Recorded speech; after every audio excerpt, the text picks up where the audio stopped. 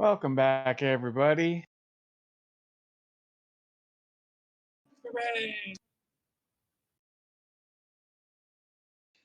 Yay! Oh, Frank still has the music playing, so he might join us here after it stops. Yeah, it lags behind, or tends to. The jukebox is not a entirely bugless system yet. I Yay, don't- bug. I don't think Roll20 has ever been a bugless system.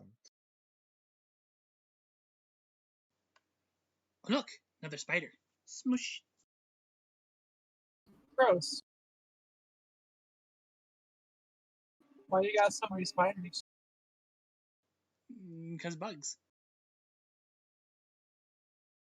Uh-huh.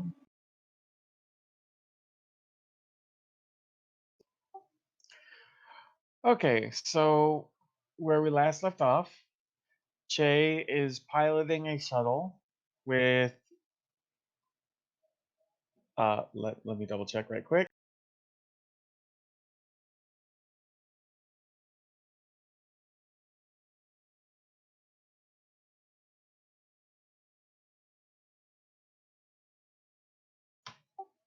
Her name is Jevra Koss.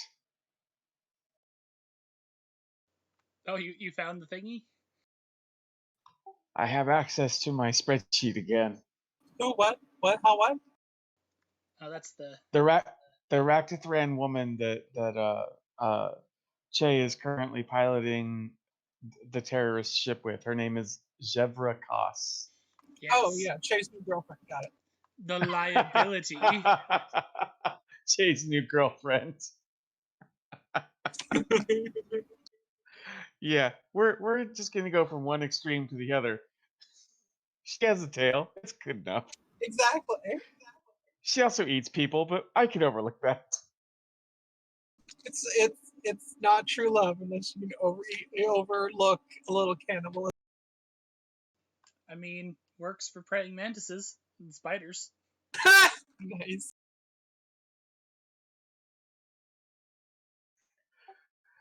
I'm here. Okay. So and on the other ship is his brother.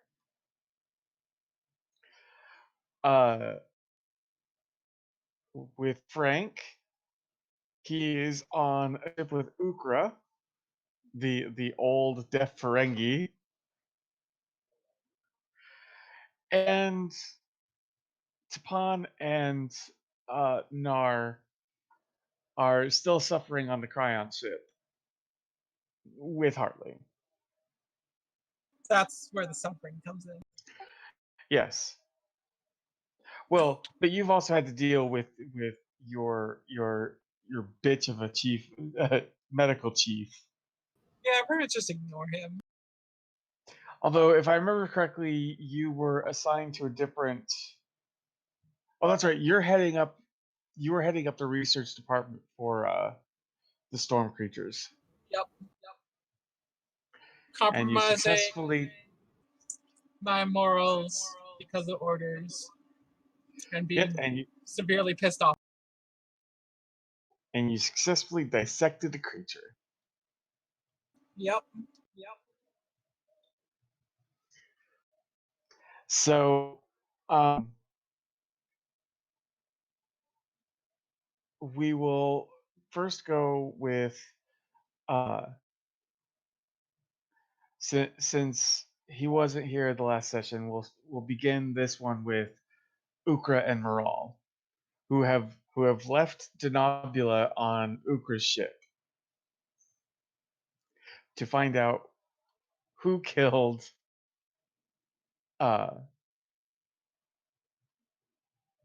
your father, Krell.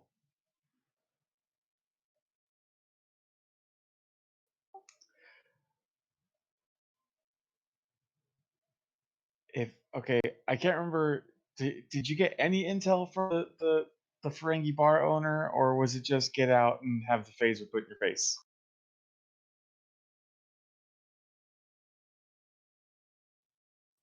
We found out that it was another Klingon.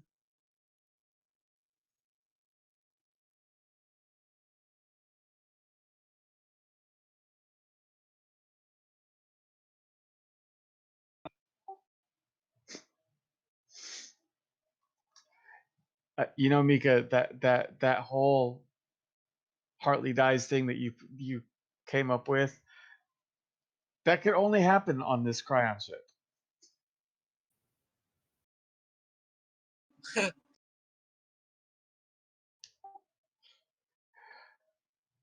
Um. So yes, you know that it was a Klingon. Ukra has information that there was a bird of prey that was in orbit around the time period that your father was murdered. Unfortunately, the only thing that he was able to find out was that uh, the the ship was operating under a false transponder.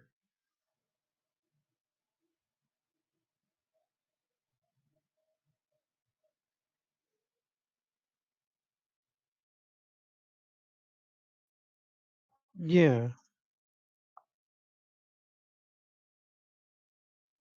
but I also know that the Ukra told me that the Klingon arrived on a Zeppelite freighter, and that's what we were tracking down.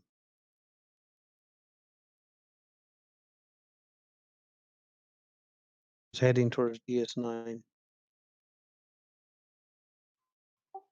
Whoops. Okay, never mind the whole clean bird of prey thing. Then totally forgot about the supply. I need to keep notes. That would be a good idea. You shush. Well, I Uh, took important bullet points. Arrived on a Zeppelite freighter, unknown departure, possibly being to a cloaked vessel, and the freighter was heading towards DS9. Okay.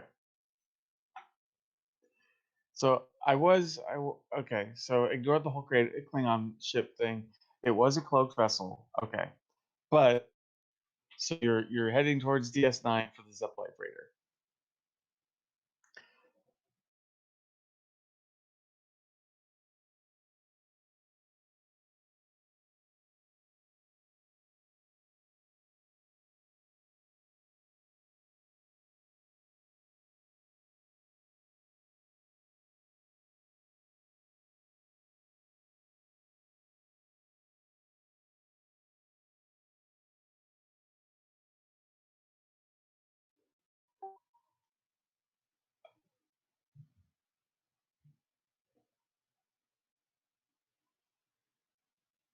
All right. So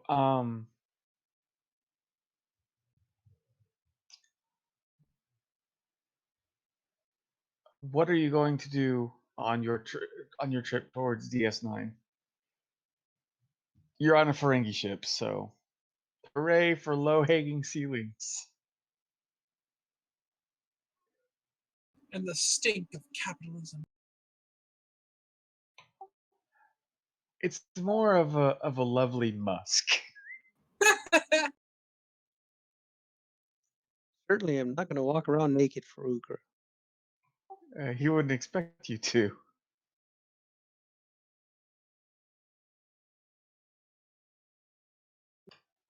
Welcome back.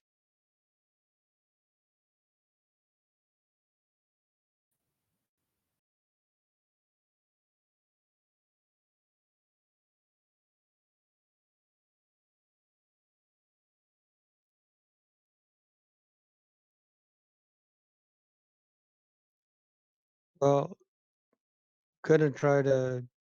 she's still going to try to reach out to her brother, and she hasn't received a response, so she's trying to let him know that she's still tracking down a lead. And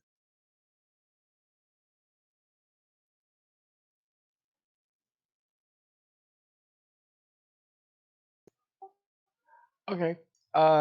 I'll say that during your time traveling to DS9, you hear from Kemtar.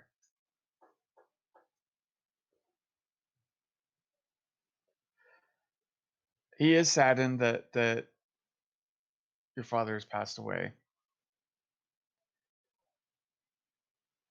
Um, he's not entirely sure what he can do,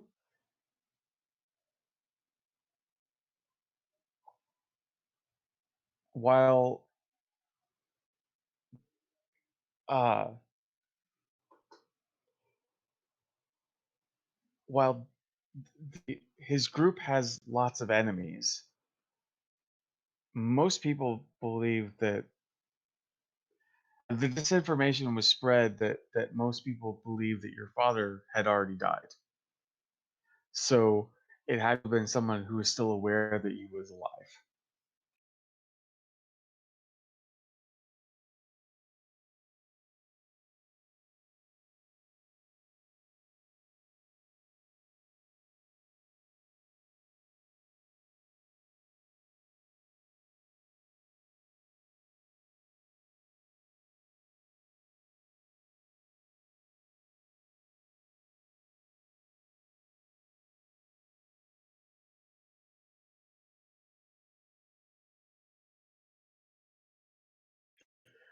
He does recommend uh, accessing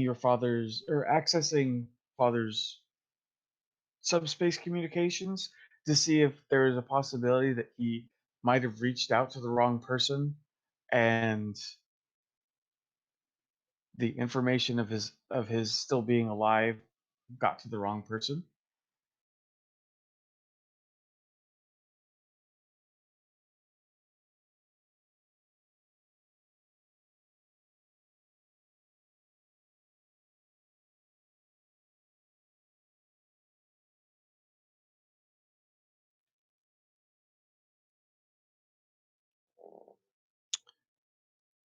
All right, so she responds back to him because I'm guessing he just sends her like a text message. No, he replied with a visual communicate. It's just because you guys are so far apart, it's not like an instantaneous communication.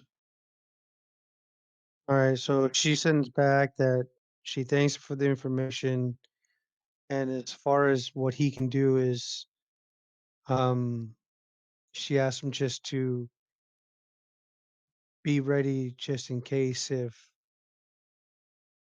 things get too hectic to where she needs backup. Okay.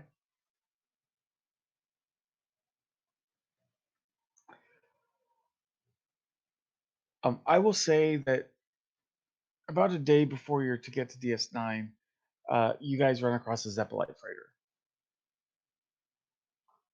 It But apparently is on a return trip to Denobula. okay, but she also did follow his instructions to check the communications of her father.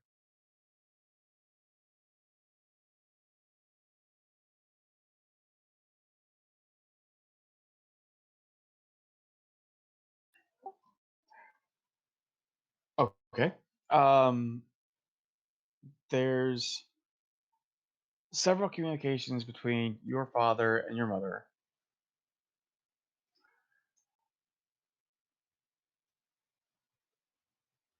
He made uh, a couple of communications to Klingon space, but not um, like directed towards Kronos or any. The recipient for these transmissions is protected.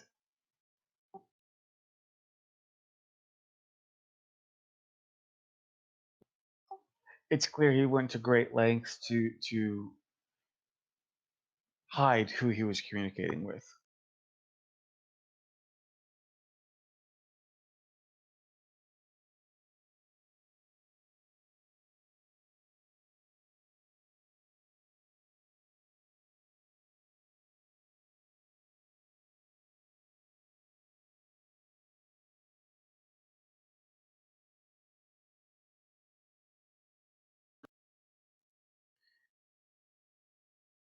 Is there any way to find out who? I mean, can running it through like cryptological scanning and all that shit with my skills in programming and all. Give me a control and security check. I need 3 successes.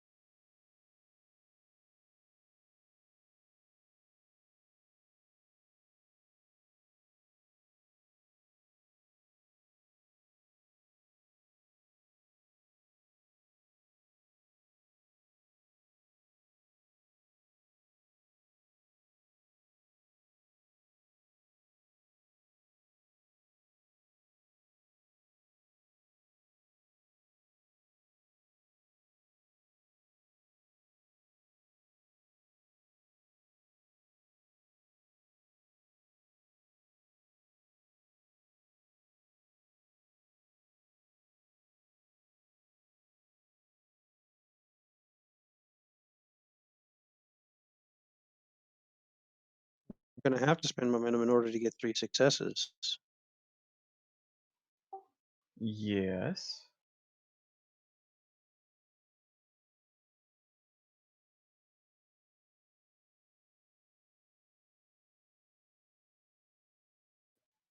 So you want to spend 1 momentum? Sorry, what was it? Insight and what? No, it was control and security. Sorry, I had it on insight and security. What's your control at? Yeah, you have to re-roll that.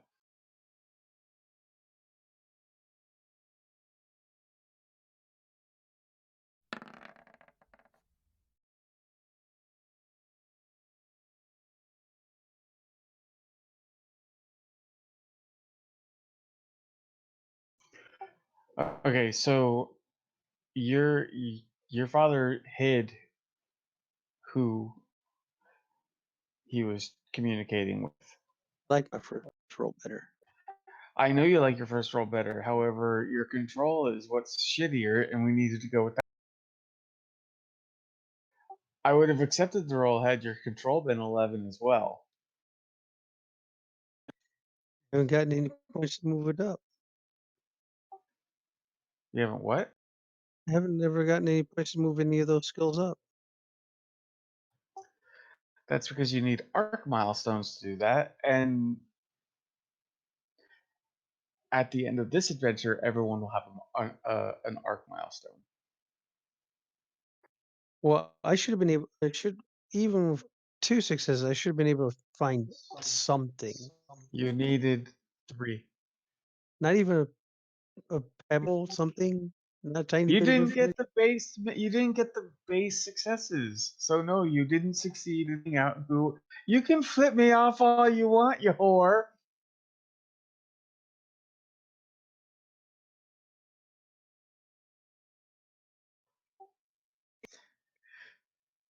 All right, so the freighter's coming on its return. Yes.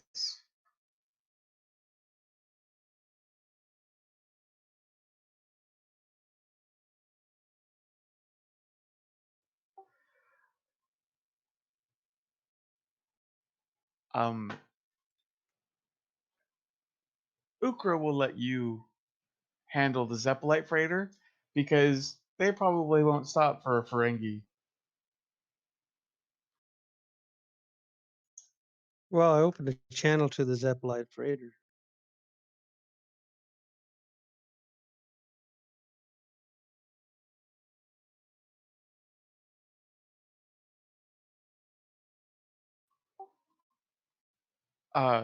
The screen lights up and you see a Zeppelite. Here, I'll post a picture into the Discord.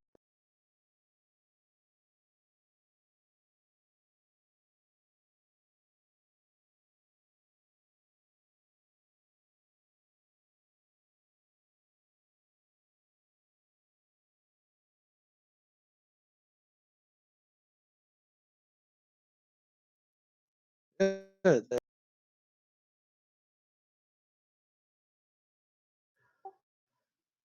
Um, he goes, "This is Captain Drofo. How may I help you?"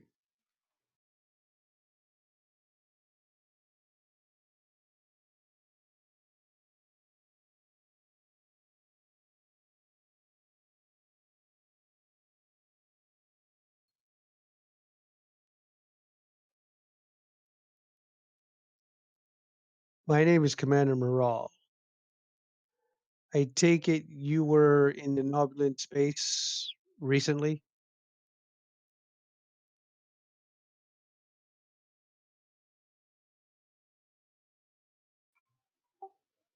I have a regular route to Denobula, yes. You had a Klingon passenger on board?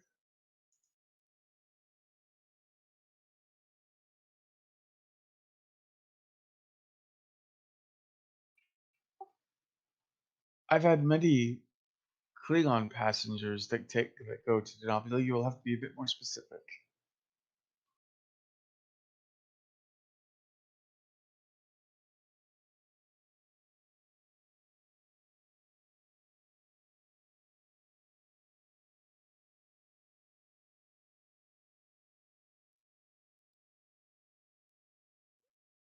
Did Ukra have any type of description of what this Klingon looked like? No, just knew it was a male. Klingon was male. He got off on Denobula. Never reboarded your ship.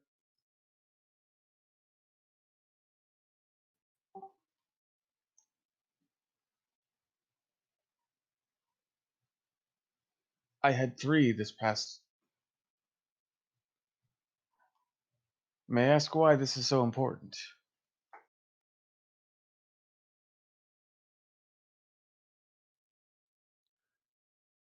One of those 3 is a suspected assassin.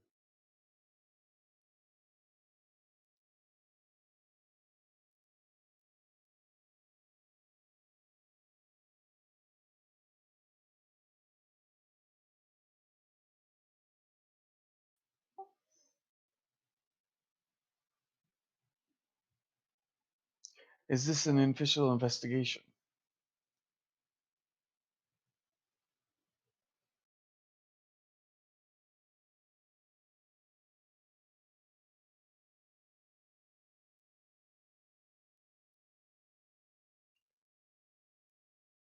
Yes, I'm trying to find information since it was he arrived on. I'm just trying to find information and clues as to his identity. May I ask with which authority you are investigating with?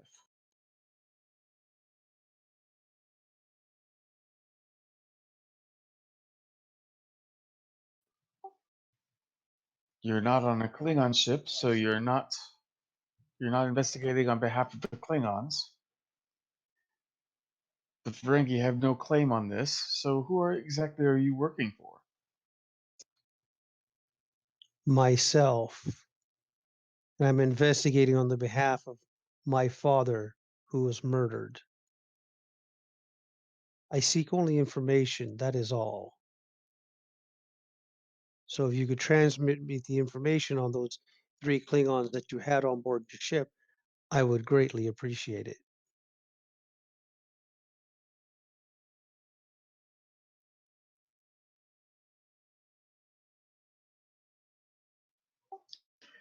Well, investigating as an individual, I'm sure you would understand that information isn't free.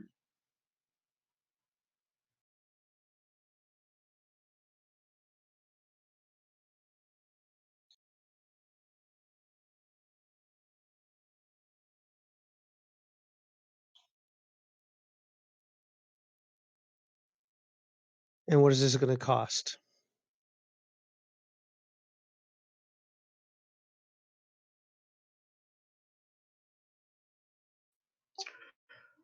Well, since there are 3 Klingons involved, and all of them are rather scary individuals, let's say 5 bars.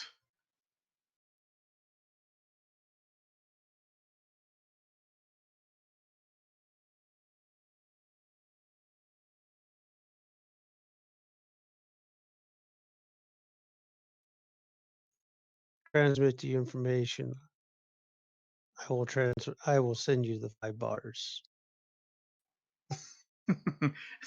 Ukra ship doesn't have proton torpedoes, Emily. Well, that's a shame.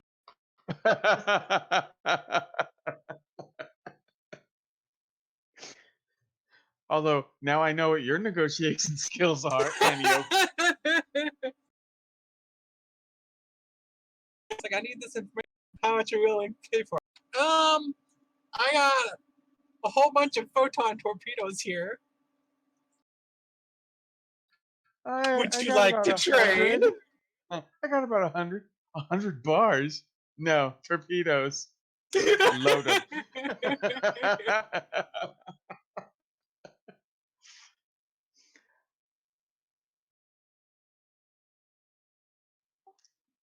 I will prepare the information, and I anticipate the package.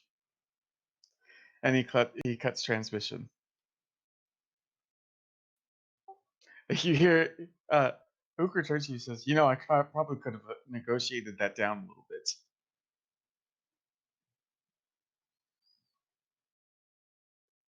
She turns to Ukra.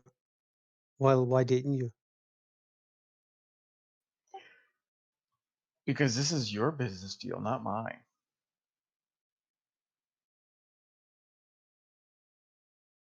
Should have been like, it would cost the same because you charged me a negotiator's fee. Shush.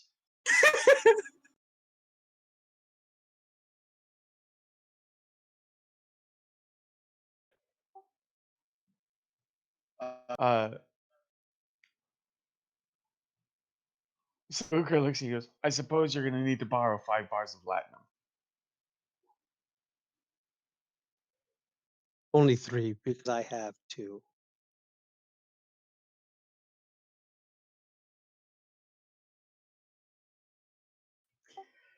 At this point, Ukra pulls out a pad, starts working furiously at it, and then hands it over.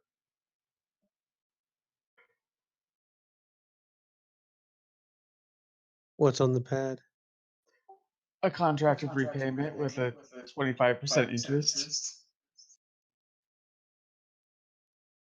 She looks at it. 25? Really? My usual is 40. Oh. Discounted rate. I see. You are the daughter of a friend.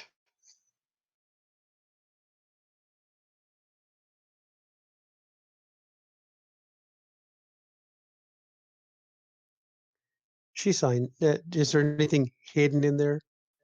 Like naked? No, there's no fine print of the fine print of the.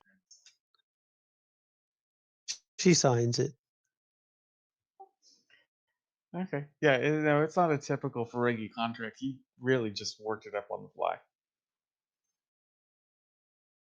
Does the Zeppelite transmit the information? Once the latinum is beamed over, yes.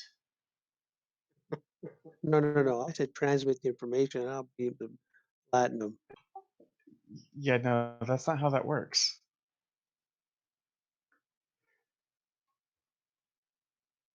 I'll beam over 3 with a little note attached to it. Transmit the information. When I have it, you'll get the other 2. He sends 2 names. He's at least told, because she's not trusting people to be truthful. So he's at least holding up his stuff, and so she sends over the last 2 bars.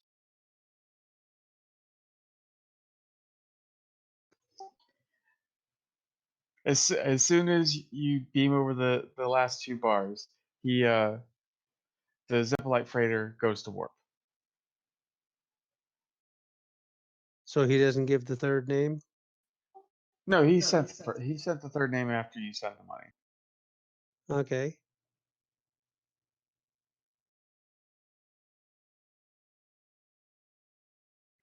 Let me create 2 more names.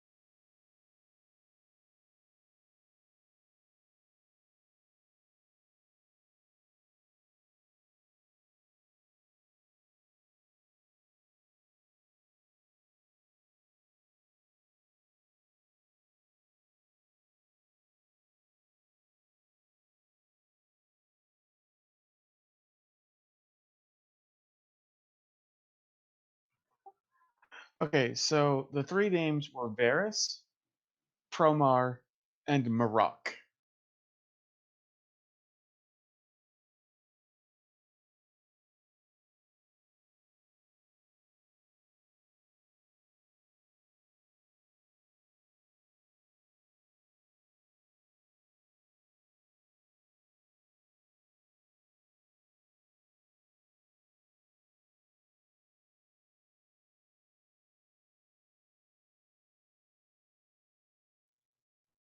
Okay, she starts going through the starts going through the database. Is there any information as to where each suspect went to?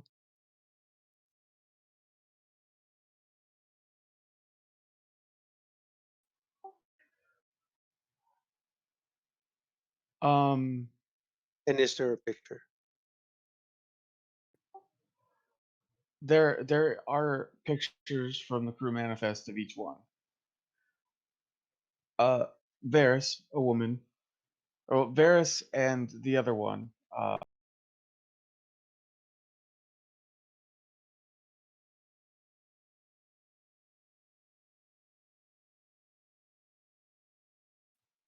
Varys and Promar are women. Varys traveled to Denobula for a science conference. She, uh, upon actually, why don't you give me a um? Let's go with control and security, with a focus of computers. I'm and I need 3 rolls, and depending on how many successes you get, determines how much information you discover.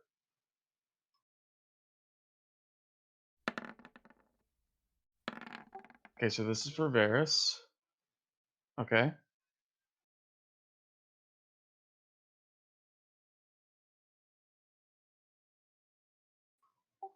Okay.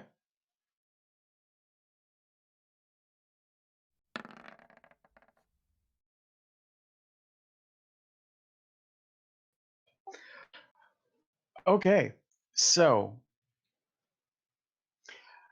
Varys attended Denobula for a science conference.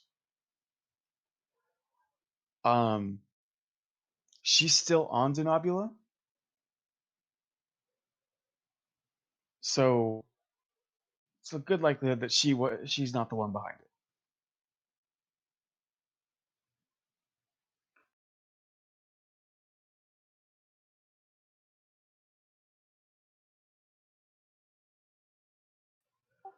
Okay, Promar. Uh,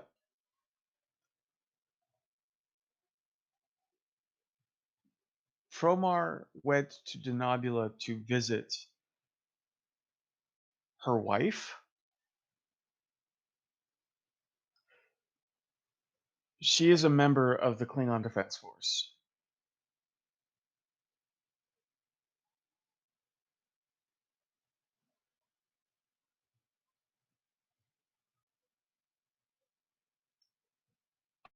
She did leave Denobula, but uh, uh, but her transport off of the planet is documented because it was another transport.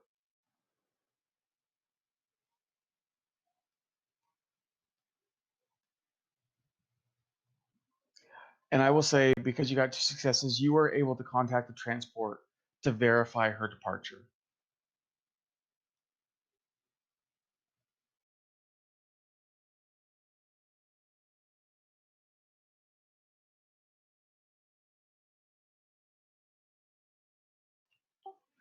And now comes Marok.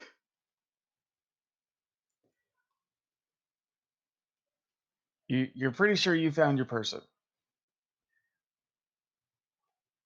Not because you found a lot of information about him. Uh, it's just the fact that when you looked him up in every database, you flagged uh, the Klingon security force. Apparently, Marok is wanted.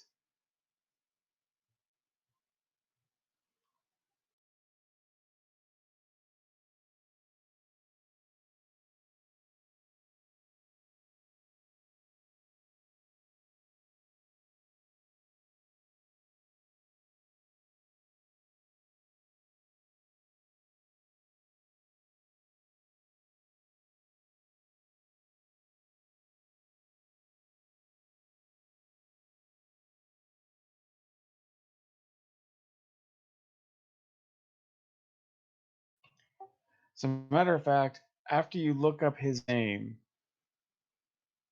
you are contacted by the Klingons.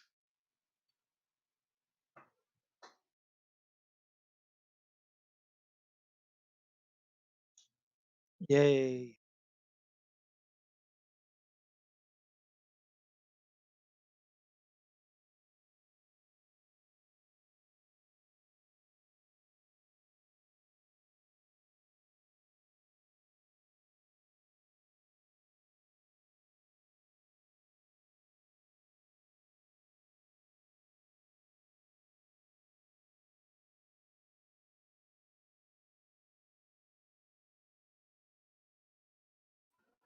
When the screen lights up, it's this older Klingon woman.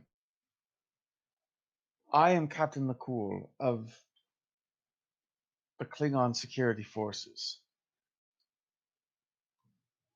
Why are you looking up this individual? I believe he killed my father. And I want him dead.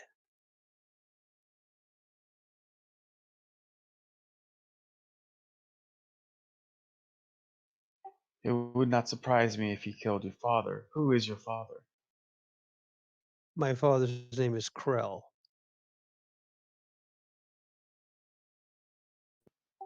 Of what house?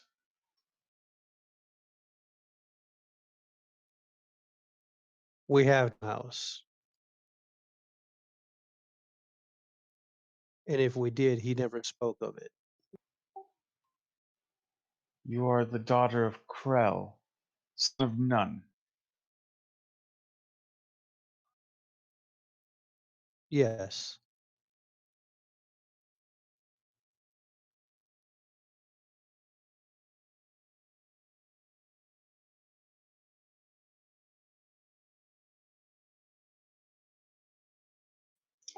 There are many Klingons that would be happy to hear that your father died.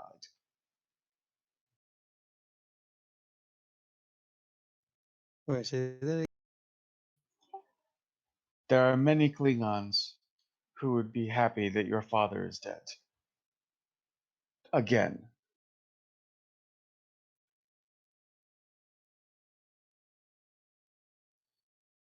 Does that include you, Captain?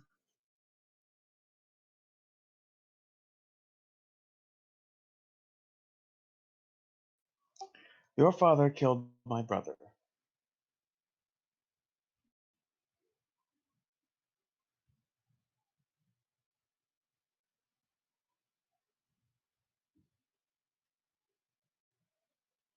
And do you still hold grudge against my family?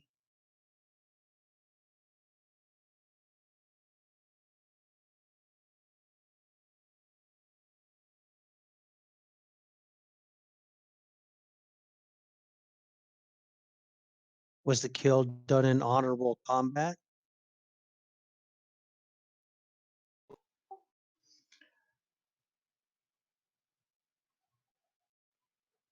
Are you a member of the Hosaru?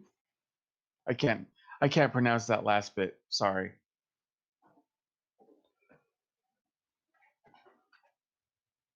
Maybe that's a W?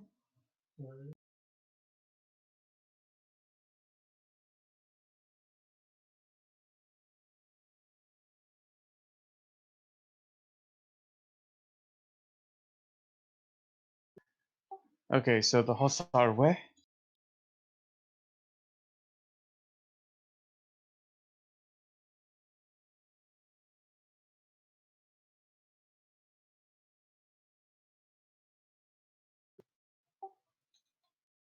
Why?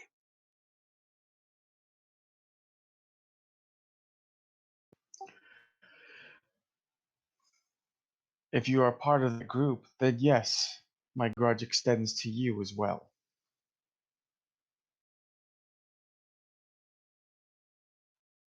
Right now, I'm a daughter trying to avenge her father's death.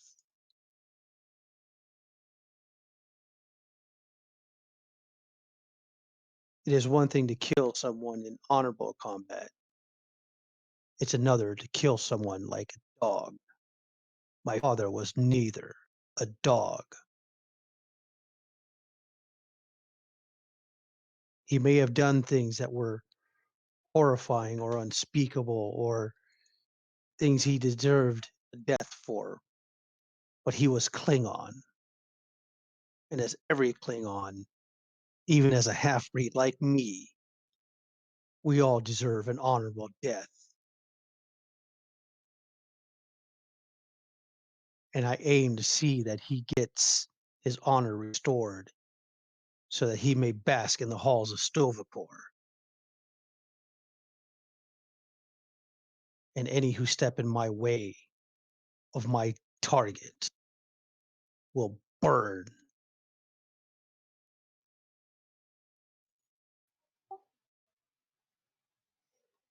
It's amazing.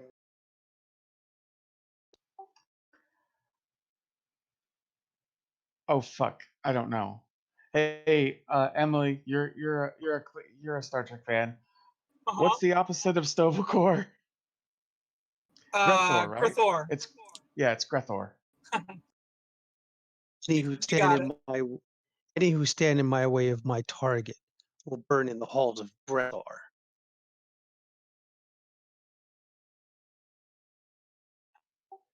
It's rather interesting to hear a child of Krell talk like a Klingon. My father raised me to be Klingon.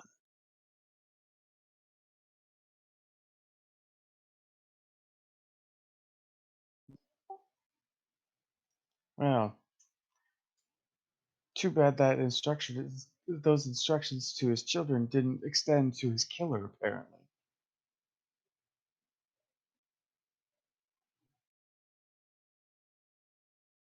What can you tell me about Morok? Marok is the sixth son of Krell.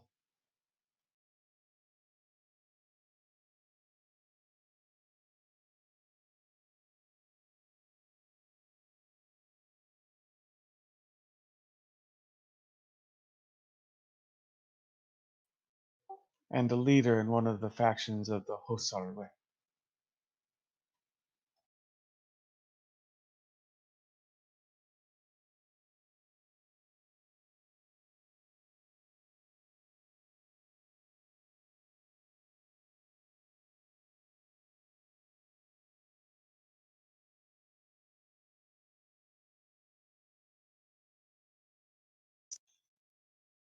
Thank you for the information.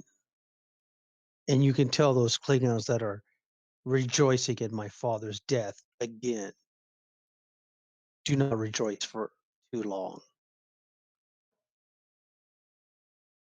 For those people that are rejoicing will wind up becoming fat and lazy. And she cuts the channel.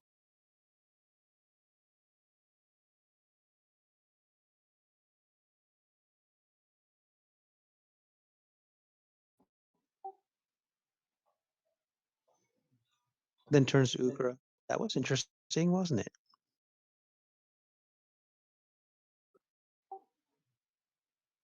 You have a way with other Klingons. Almost the same way your father did.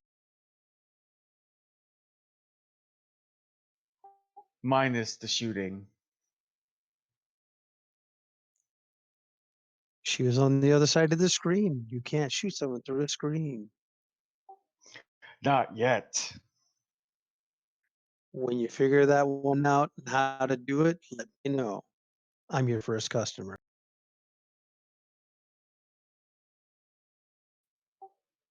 So, where to now? I don't know where the rest of your siblings are. Your father never shared where the Hartley was located. I always dealt with him out of an asteroid.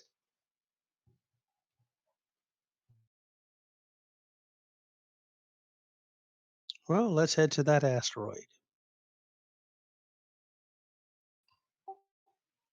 Okay, so at that point, we're going to Hold on before you cut. She sends a coded message to her brother, letting him know where they're heading, and she needs a face-to-face with him. okay. Okay, so now we are going to cut to Josh. Hello. If I remember correctly, I really need to continue taking notes. You guys were attacking a station, correct? Or was Yes. it a okay? For supplies. For supplies, yes. To construct the Omega molecule bomb. They still don't have that key component, do they? Hmm. They do not.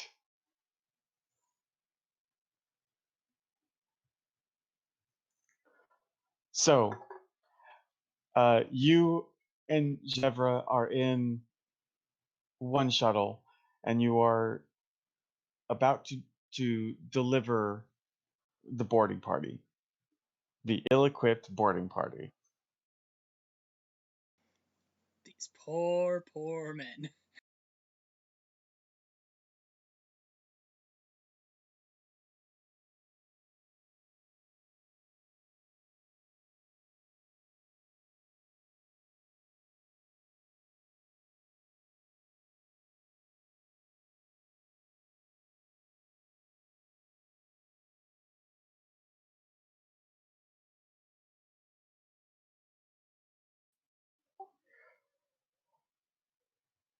Um, if I remember correctly, you guys were going to be landing in a shuttle bay and offloading everybody, right? Or were you beaming everybody in? That was not established as part of the plan. Oh shit. Okay. Well, let's just go with uh your the one of the station shuttle bays doors are going to be hacked, and you guys are going to be landing in it. As it seems like that's kind of how every sci-fi MMO likes boarding parties. Sounds good. Um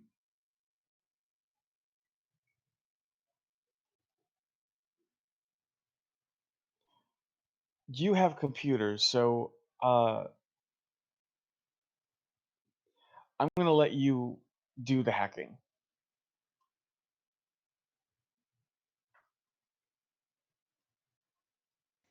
Sounds fair.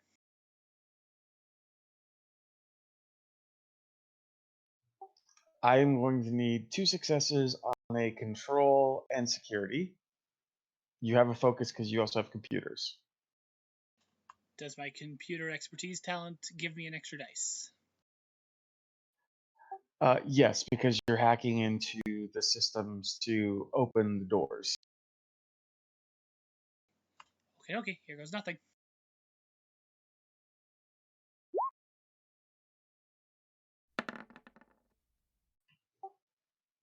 Not bad. Um, okay, so you can either, I'm gonna say, with your extra success, you can either bank it, and I know that like extra successes are generally reserved for questions. Um, or um,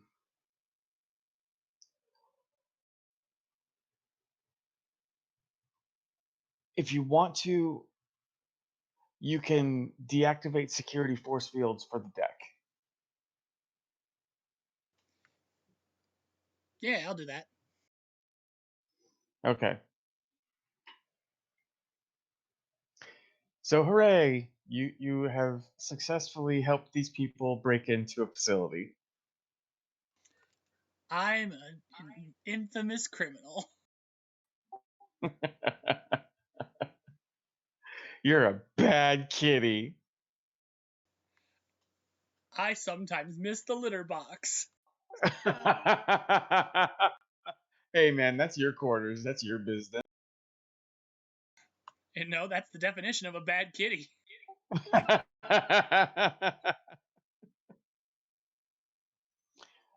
um. So the two ships land in the cargo bay. Well, actually, it'll have to be a shuttle bay because the cargo bays aren't really big enough for shuttles.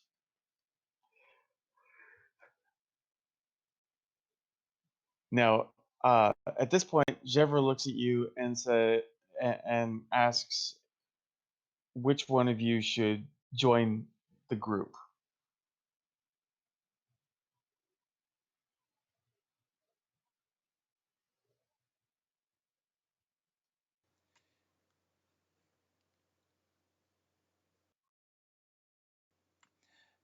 That answer is going to hinge on another question. And what's that? Where's Cherry going? Oh, you see, Churi has gotten out of the shuttle and he's running in with the rest of them. Che nods and simply goes, "It should probably be me."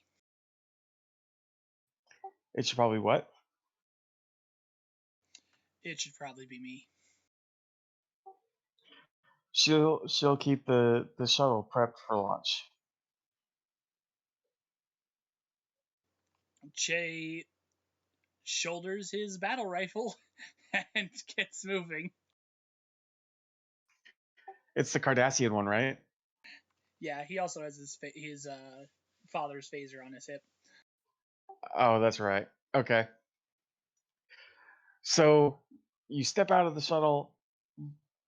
You hear the klaxons going off. You can hear, I won't say screaming because there's no like bloody violence going on, but you can hear like shouts of confusion and startled yelps as people are as from beyond the door where everybody has run out of the shuttle bay.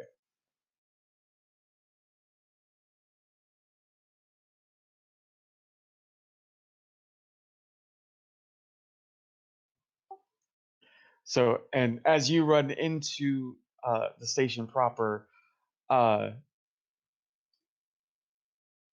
you can see that one of the scientists has apparently grown a spine and just got pistol whipped by one of the people in homemade armor.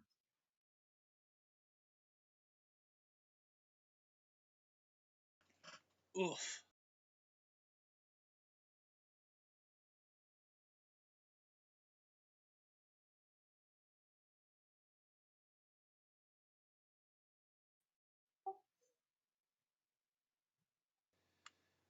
So, I'm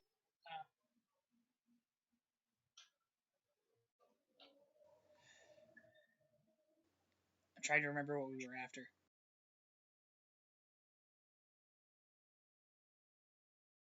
Self-sealing stem bolts. Yeah, that was one of them. What was the other things? We had like 3 things we were after. The Tux Utat. You were not after the Toxutot. I don't even know what that is.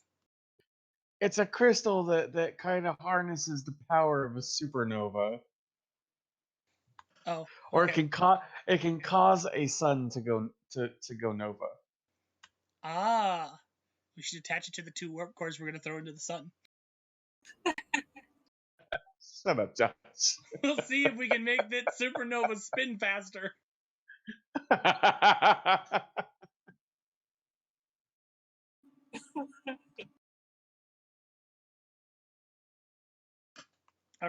So the dude who's doing the pistol whipping, Che actually calls out too.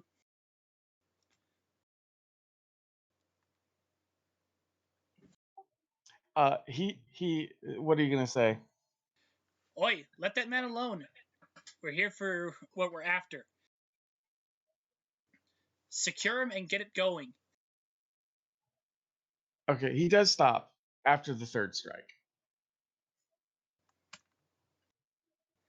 That means first strike or I wing you. Well, no, after by the time you said "oi," you had gotten into the corridor. He'd already hit him like twice. Okay.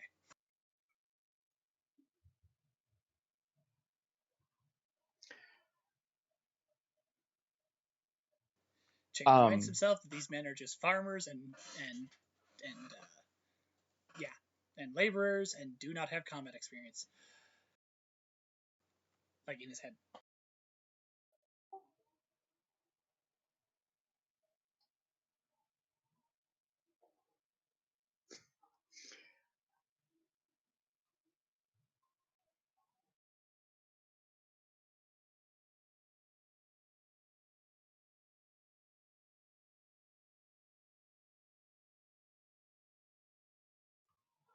All right, give me just 1 minute. I need to figure something.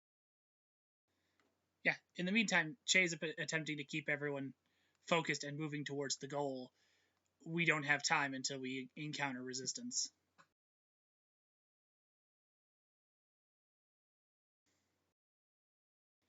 It also should help to keep casualties down.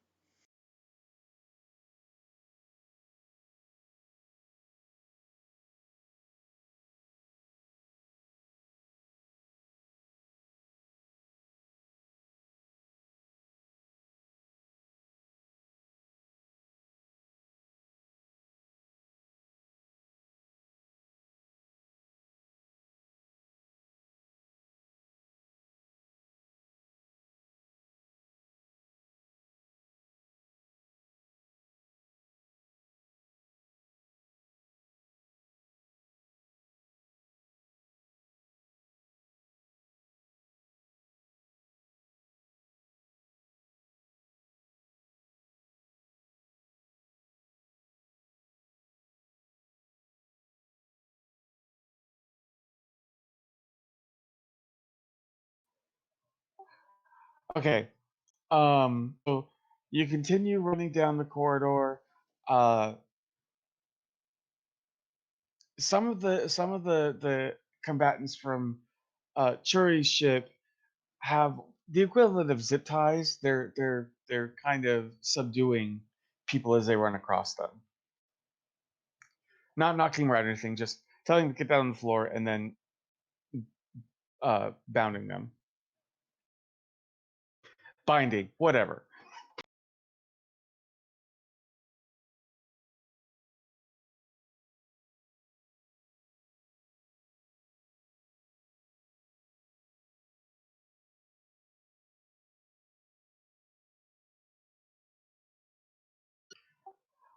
How far away are you going to stay from your brother?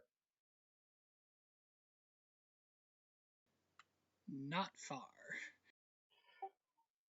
Okay. Um, I'll say as the group turns a corner, one of the farmers gets subdued by a phaser blast to the chest. At which point you can see your brother raising up a rifle to fire.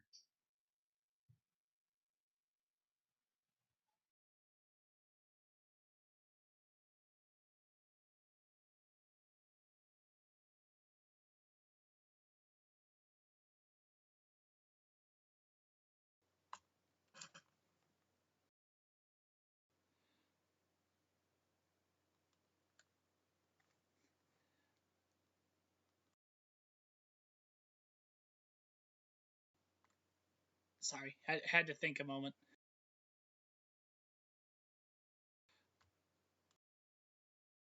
Yeah, he draws the phaser, which is set to stun, and unloads a shot on the person Cherry's about to shoot at.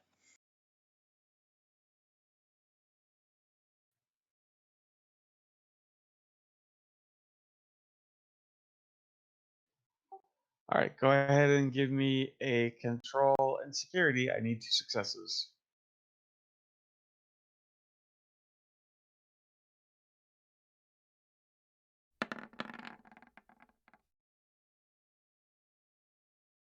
It is my turn to have a phaser blow up in my hand. Oh no.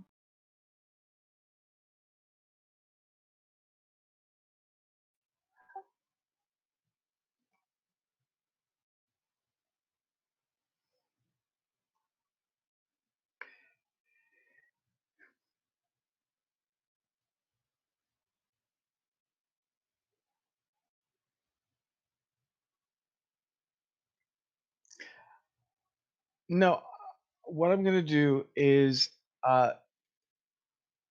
you fire and you pull a Chazines. God damn it. You strike the wall and it ruptures a conduit. I'm not going to say it's a plasma conduit. It's probably just a DPS conduit. So it's just shooting out electricity and whatnot. So you pretty much just ensured that hallway you're not going to be able to traverse down. Well, that was one of the things I was considering doing anyway. But, yeah.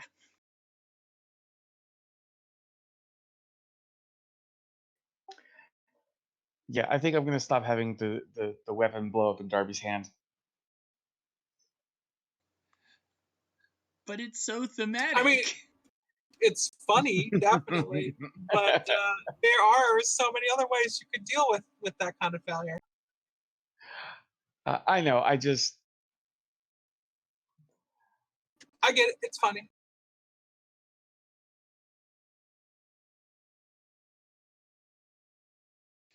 But no, honestly, shooting like a conduit or dropping a bunch of internal workings into the hallway was my backup plan. Oh, okay. So this works out either way to make it look like Che did what he intended to do. Oh, hey, which weapon did you use for that? The phaser. The So Cardassian battle rifle cannot stun. Oh yeah. Okay, so I'm gonna say that that was kind of a beneficial thing. I think the complication is that you would have to spend a turn to repair it because it apparently your dad didn't maintain it as well as you thought he did. That makes an amount of sense.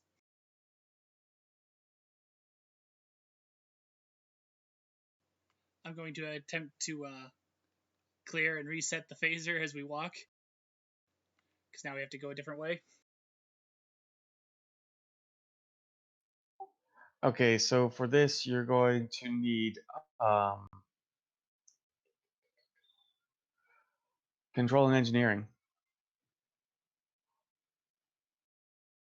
Ah, yes, even worse stats. Good. Excellent.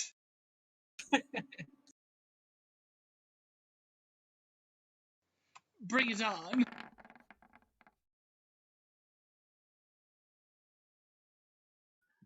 Okay, so for the next combat round, you'll be able to use it. Okay. Although if you roll, I'll just let you know if you roll another complication, it's just going to die outright. Damn it, Dad.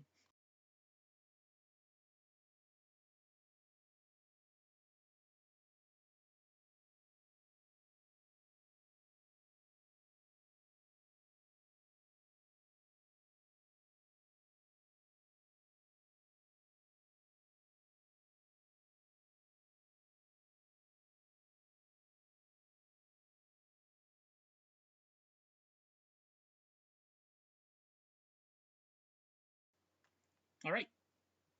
Che's going to try and get his force to advance. Detour, everyone. And he signals that hallway.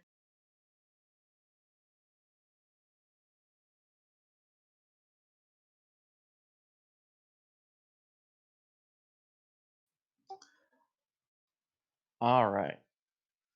Um. So you're heading down another corridor. Yeah. I should probably roll to see if your brother has even noticed that you're there.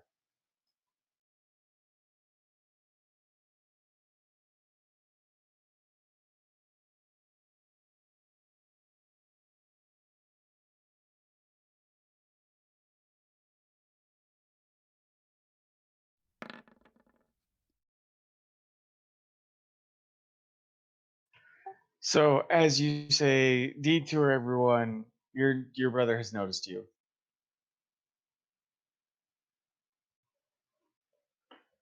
So as you're running along, he runs up alongside you and says, "What are you doing here?"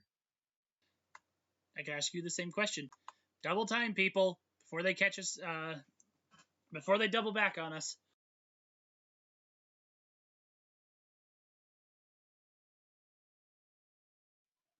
I'm tired of our homestead being attacked.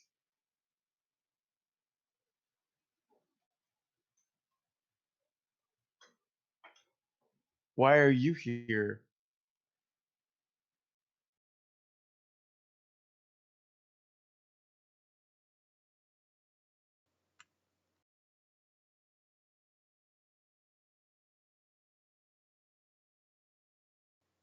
To be perfectly honest, looking for you.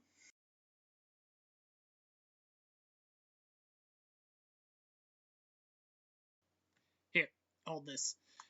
He passes him the phaser. Okay. I'm gonna try and access the station's computer. Okay. I I'm need a control and security, and you get your extra die and a focus. gonna try and purge all evidence of us being here. Okay. Oh fuck. Yay!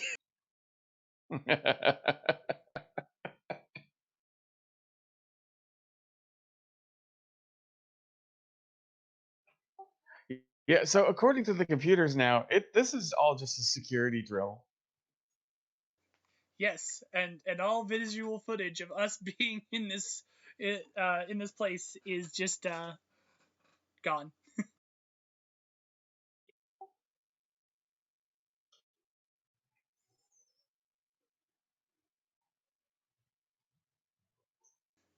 That should about do it. Flick it closed and put it back in its pouch.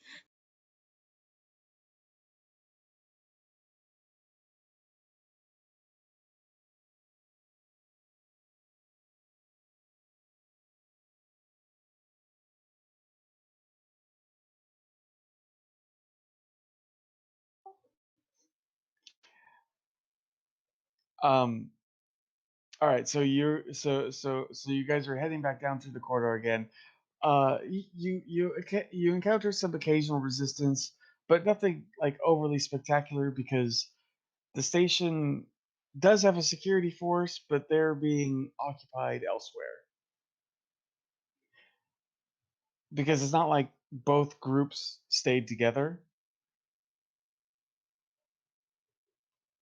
Like the majority of your group kind of branched off and went down a different way. I think they went to go grab the self-sealing symbols, while you grab one of the other things.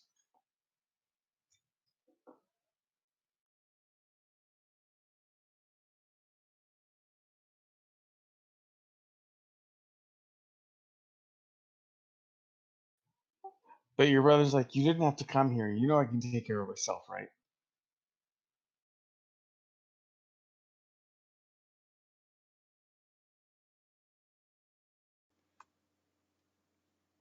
Hmm.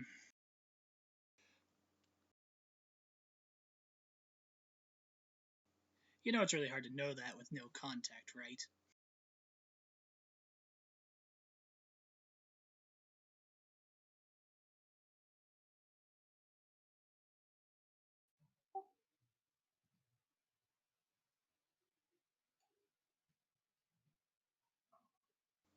Either way, we get this done. Well, Talk if you... later.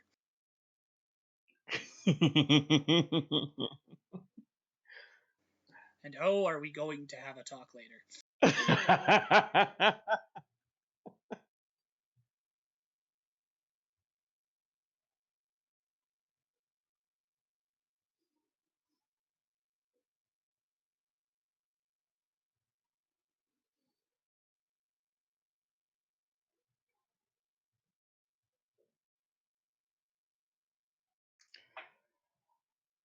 um.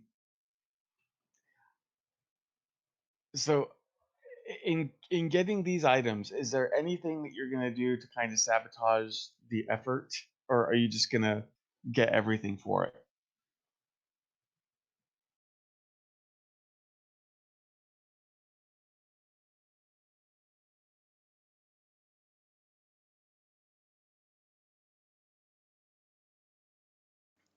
That's a good question.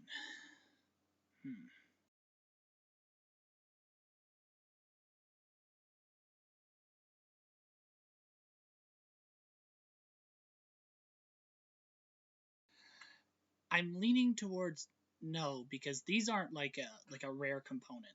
This isn't something that they couldn't just get somewhere else. If I did happen to sabotage them, all it really buys is,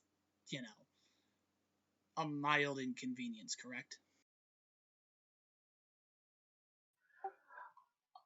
I think the only thing that they would not be able to get their hands on outside of this facility is whatever device is used to actually generate the omega particle. Yeah. So if I sabotage the stem bolts, it's not going to delay the project in any way. We're just going to, Get it from somewhere else, yeah. Yeah. Then there's no point in tipping my hand at this point.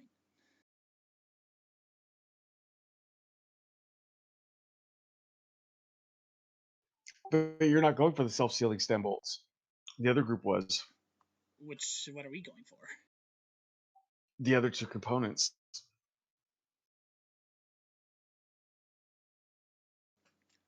And they were... One was the whatever is being used to generate the particle, and then I think the other one was the housing for it. Yes, if it's the thing to generate the particle, Che has studied up on how to sabotage this thing. So,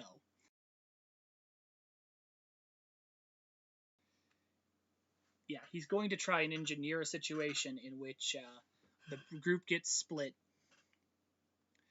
again, and it'll fall to him to obtain the thing.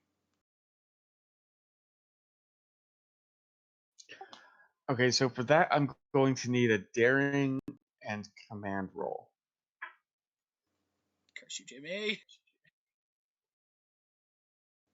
I really need to raise the command somehow. Oh, crap. That was 3 dice.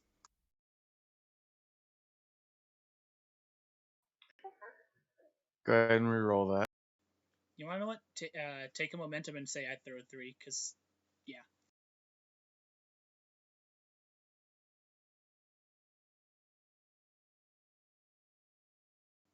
That's the sort of roll that I really need to succeed, so I can see spending a momentum on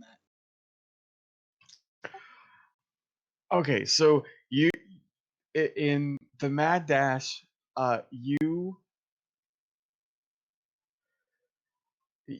been formulating this plan on how you're going to divide the group, and it occurs to you that you're right. The rest of these people are farmers. They're not going to know how to access this emitter. So if you sent them for the other component, you being a now dishonored Starfleet officer would be able to know how to get the equipment. Indeed. So yeah, Che brings this to the to their attention.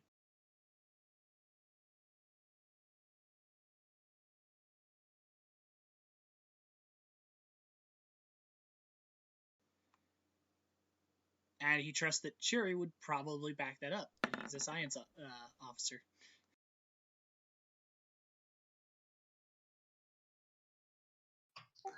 I just wanted to check to see if your brother somehow, from knowing you, could see through your bullshit.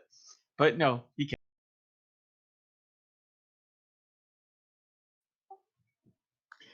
So he goes with the other group. So it's just you. Watch over him, little brother. Rendezvous back in 5. He nods and runs off after him.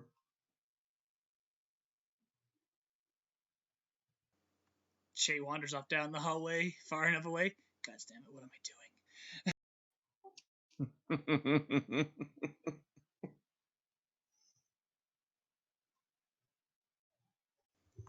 All right, get to the emitter,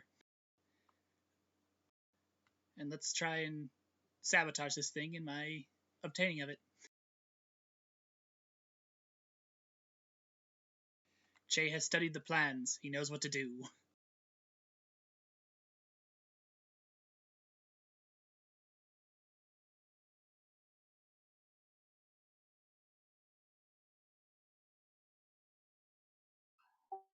Okay, so you get in there. You see the emitter. It's currently behind a force field, so you're gonna have to get through that. But there are 3 people in the room, and they're looking at you. It takes them a moment, and then one starts running towards the weapons locker. I shoot the weapons locker with my battle rifle. Go ahead and roll.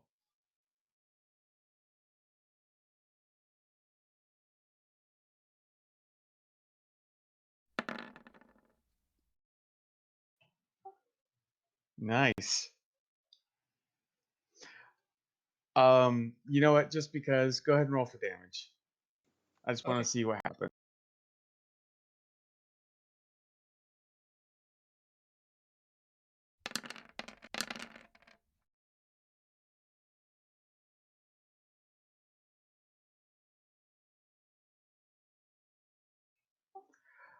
Okay, so you I'm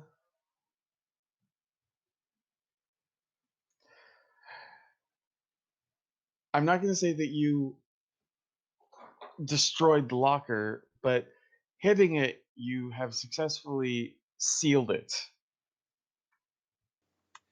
Everyone hands up. This thing does not have a stun setting.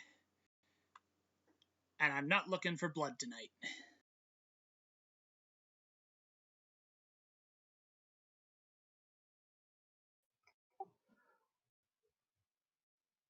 What do you want?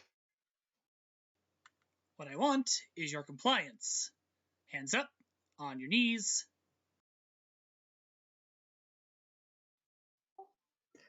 They do. They're listening.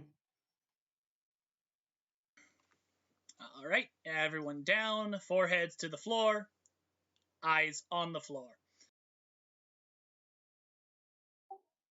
And suddenly Che has become a bank robber. Che is a multi-talented individual. Don't judge him. Now,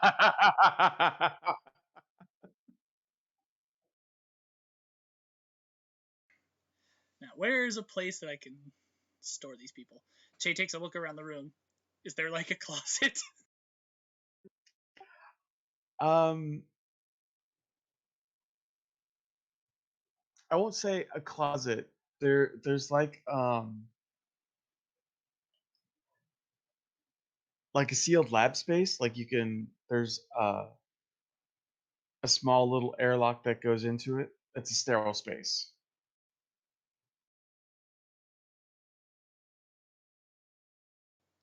That'll work. So, Che's gonna try and hack it.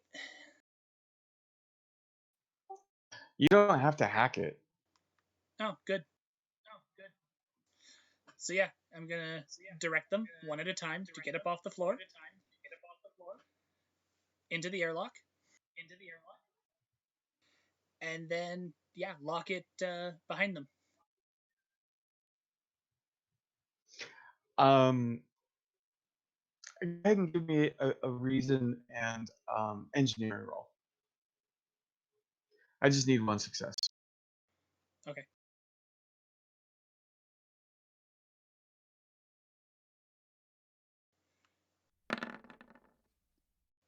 There's my one success.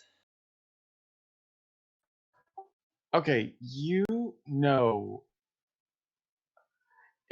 if you don't break the control panel, they will be able to hack it. Then yeah, Che shoots the control panel. Okay.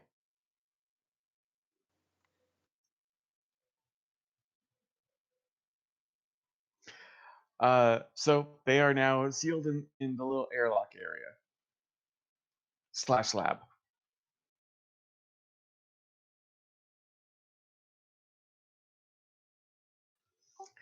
You have free reign in the lab Okay, or in the main lab. so series of tasks. First thing, get on one of the consoles and print out a little paper message that simply says, "Help, help, let us out, we're hungry." He puts it on the airlock door.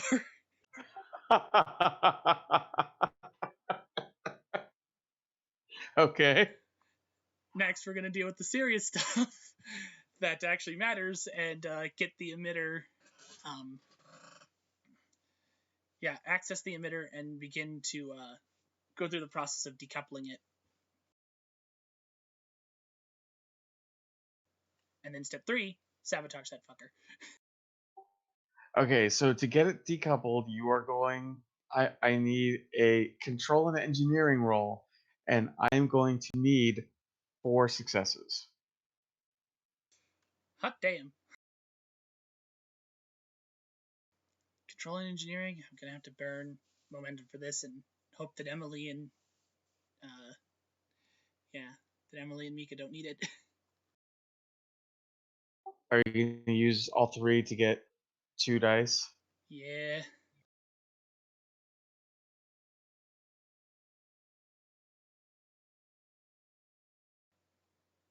Since I'm also, can I take 3? Oh no. Yeah, can I take 3 stress and overcharge my hand to give me a better chance at this?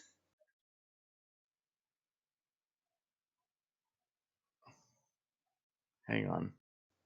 Don't know if I can actually do that.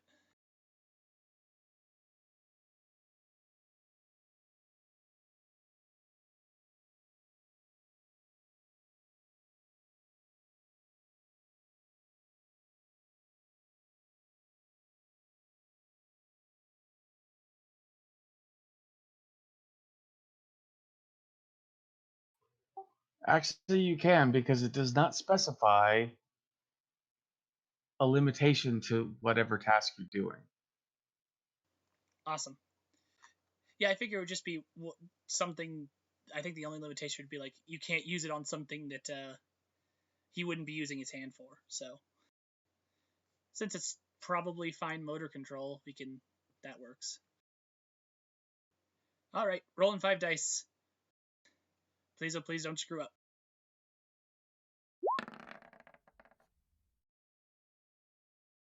Oh snap!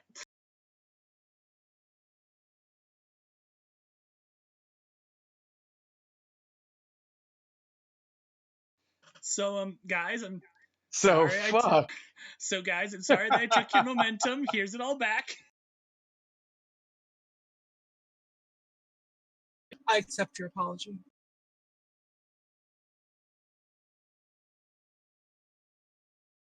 And your tribute of momentum. Well, here's the thing. Do you want to put that into momentum, or would you like to use those 3 additional successes to sabotage it? That's a very effective sabotage. And then I wouldn't have to roll another set of dice to sabotage, so... Yeah, okay.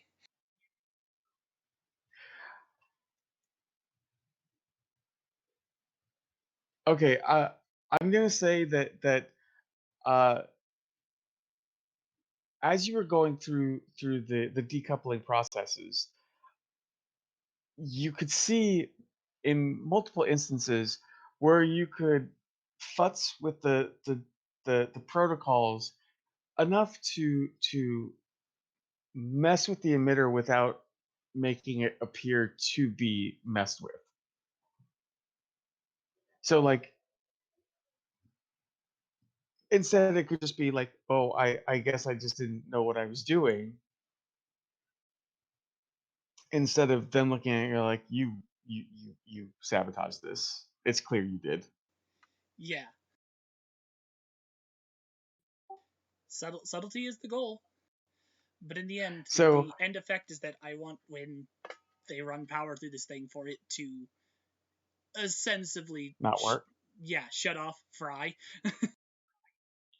Okay, so I'm gonna say that you successfully decoupled it, but you did it in such a way that you Darbied it Oh, goody. on purpose. Purposefully Darbying. Got it. You rolled enough successes that it was a purposeful Darby. You chazined the hell out of that thing. This is a job that only Che could do.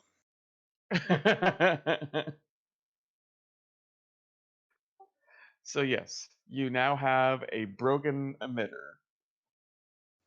Which does not look broken. No, they won't know it's broken until they actually hook it up.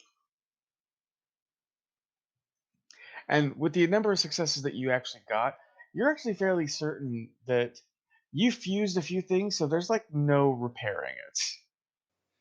Good. Alright, so I take this thing and I head out. Okay. You get back to the shuttle. The other groups have gotten their things. Are you gonna try and finagle to ride with your brother, or are you just gonna get back in with Jevra? Is Cherry there? Yes. Hey, when this is all over, meet me at, and Che gives a location. Somewhere they both know. Okay. Somewhere close to home. We'll have that talk. Enter. Okay. So you leave the station.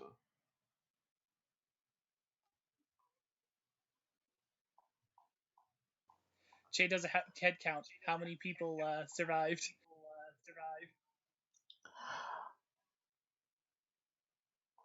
Um, they all survived, but I'll say about half of them were injured in some capacity.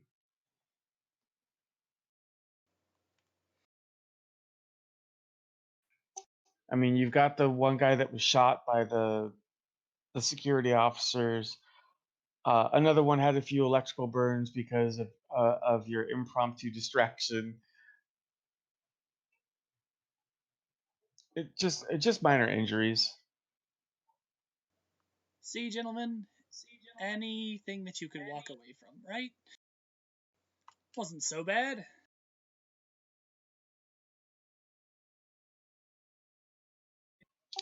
Zivver goes, yes. At least they walked away.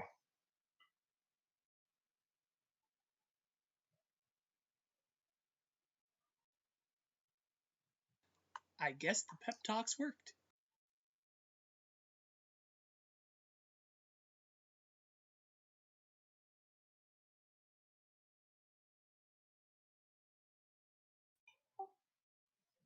Oh no.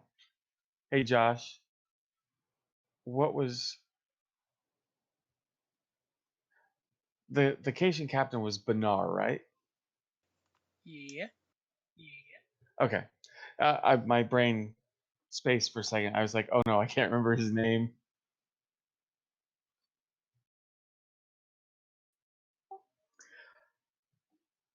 So you get back to your colony. everybody parts ways,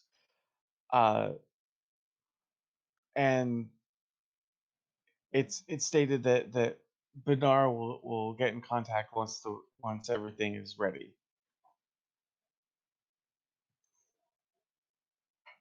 So, where are you going to go?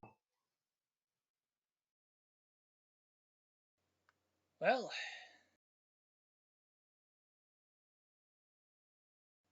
I guess I gotta have a talk with my brother.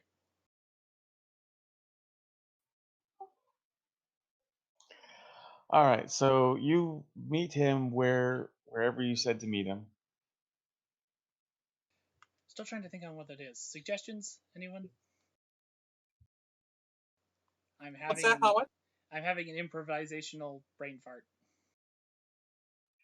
He's trying to figure out where to meet his brother at on the colony. That I guess is not his homestead, because yeah. Uh,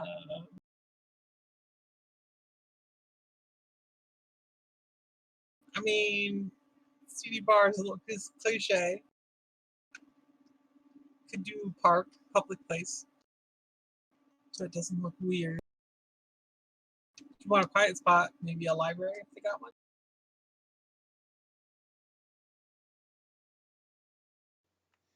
That could maybe work.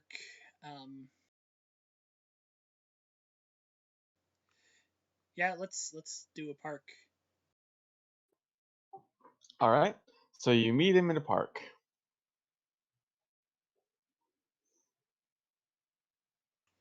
Chase sits down, waits.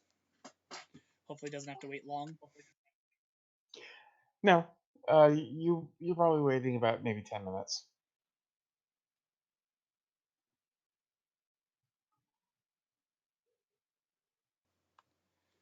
So why are you here? Like I said, I'm here for you. I've spent a very long time looking.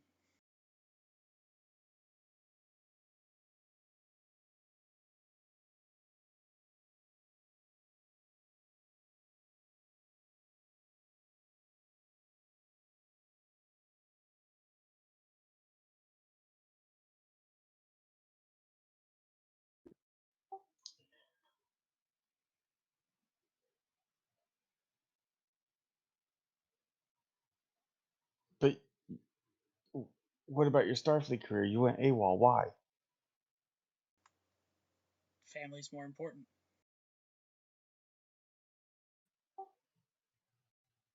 Since when?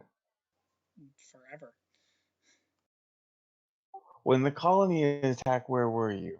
Oh, that's right, you were on board your ship.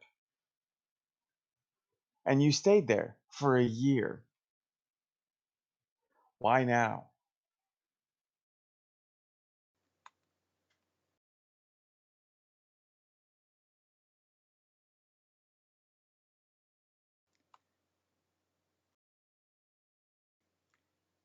Just because I haven't been home doesn't mean I don't care.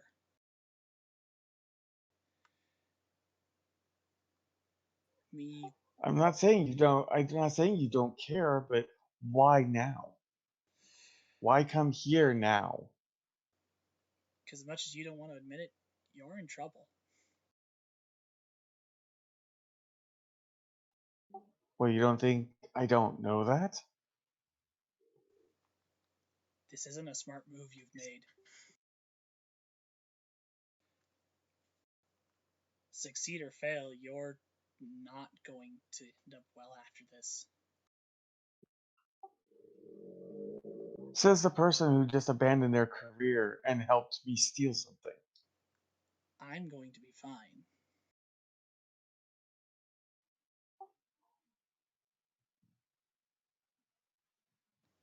What makes you think I won't be? Because whether or not this succeeds or fails, which is going to fail, I don't think Benar is going to. Well, let's just put it this way. There's a reason we went with easily expendable farmers and not choice personnel. Because most of the movement is farmers. That I understand.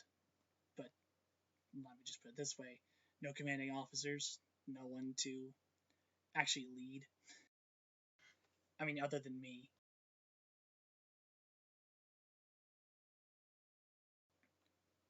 This is going to go badly, and we're going to end up holding the quite literal bomb if we don't all end up dead.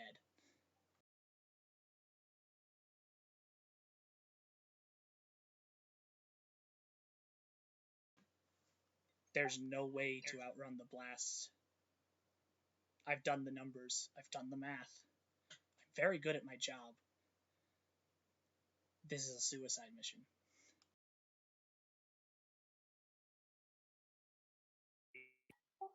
If it means the Ferozans don't attack this place again, I can deal with that. Except they will. They won't if they can't get to here. It will take them years. There's always a way. Trust me, I've spent the last year doing the impossible. There's always a way.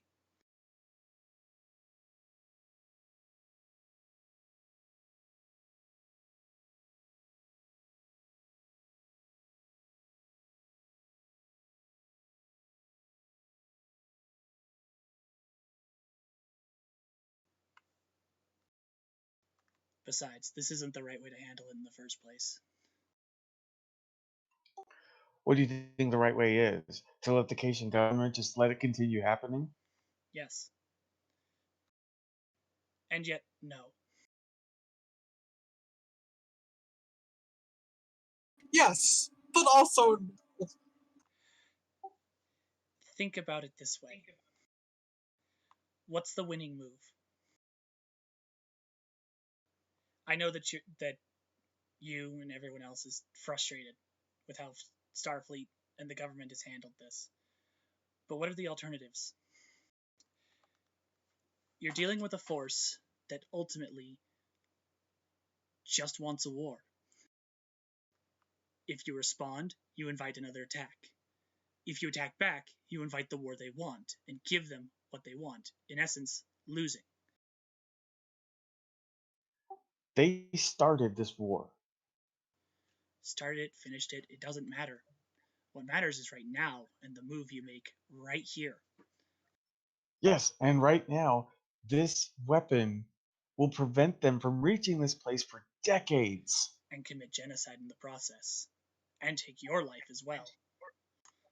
That also is not winning.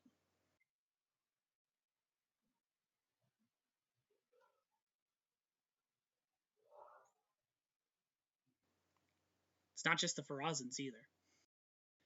Everything in that sector. Everything will starve. There's no way to move things between planets. Everything, and that's the thing. Everything's interconnected.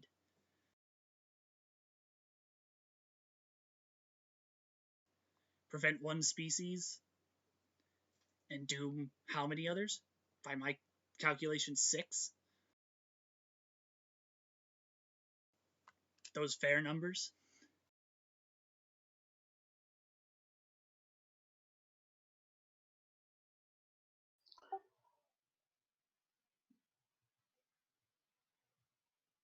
The bomb will not reach other space. It is going to be detonated in the heart of Ferazan territory.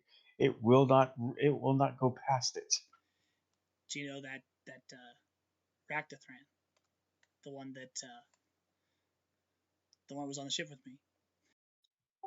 Yeah? She's counting on the bomb to utterly damage her species as well, in order to induce a political change.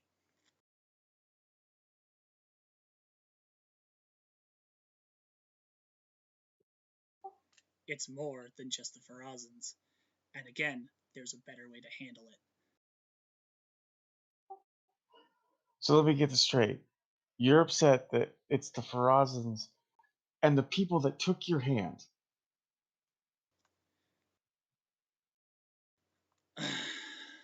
Let's not talk about my history with the Ractathran.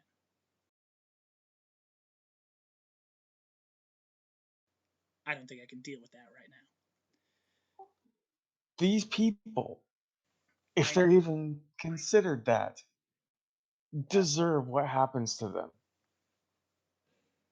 No one deserves that.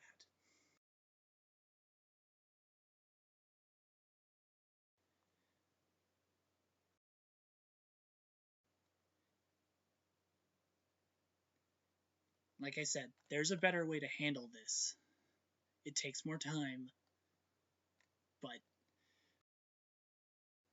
sometimes when you can't take a direct action, well, you set up a defense and you work within the shadows.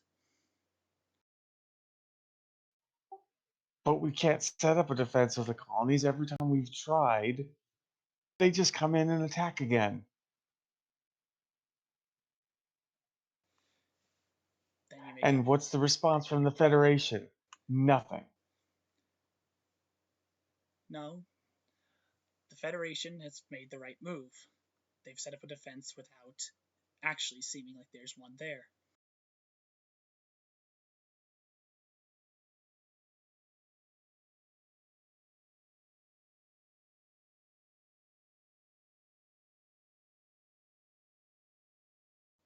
Just because you can't see an action doesn't mean that there's not one taking place. I mean, hell. We're in the middle of one right now.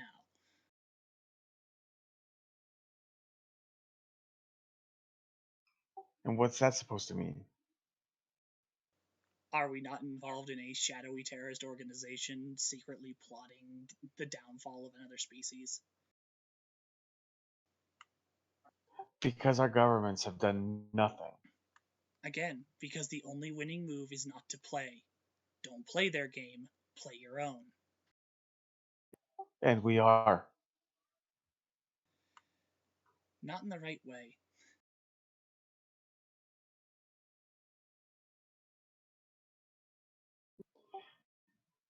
See, this is what I don't understand. Why do you have this attitude? You helped us steal the device. You're right. I did.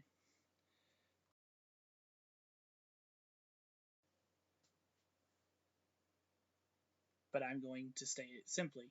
You need to be nowhere near that device when it goes off.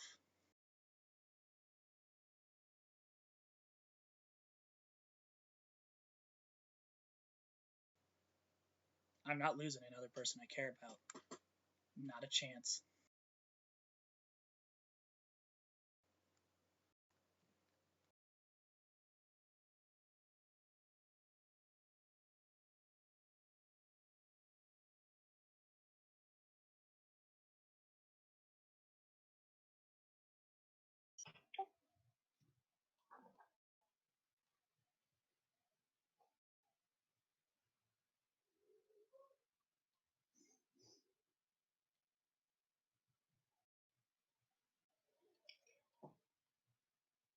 Well, the plan was for me to never be by the bomb when it goes off, but I would still do it if I was needed to.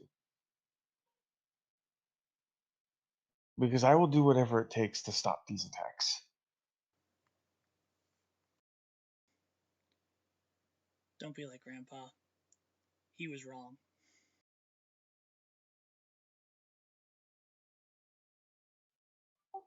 Grandpa sympathized with them. I don't sympathize with them. They're monsters. And what's the difference between a person and a monster? Long teeth.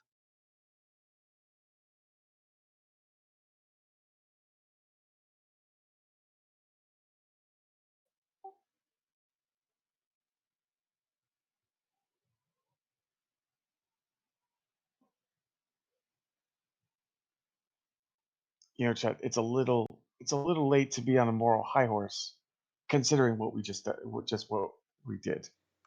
Oh no, I am the biggest hypocrite here right now. I'm not even going to try and deny that.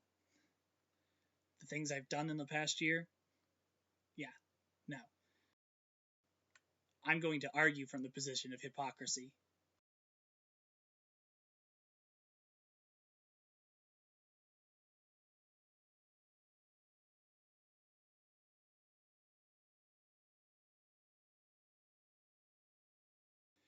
Because I do know how close a person and a monster actually are.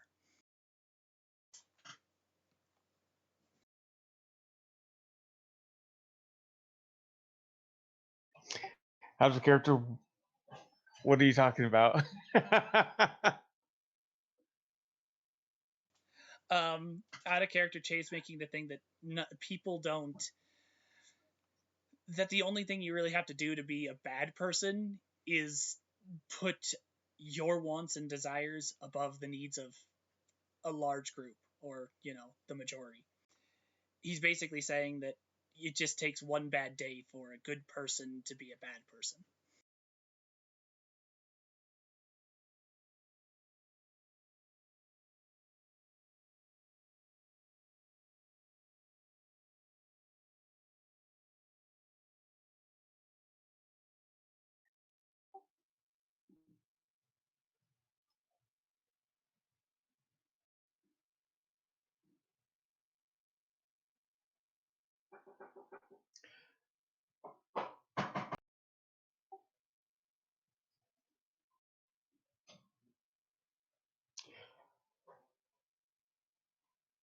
Well, don't worry, Chase. That now that the device is here, Benar is going to be setting off the device.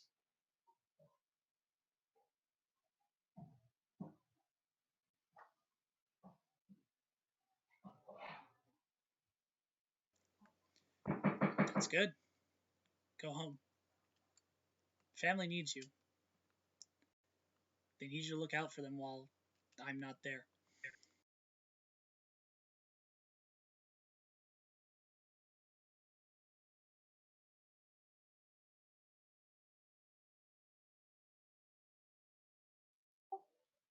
I will, but you'll see. It'll be much better once the Ferasan aren't able to attack us. And it'll be even better when cannibals can't strike at us either. Do you know what the funny thing is about that? I forgot her name. Sorry. Zebra. Jevra's whole thing is that she wants to change her people. She believes that the only way to do it is to make them look weak, and that this bomb will make them look weak enough.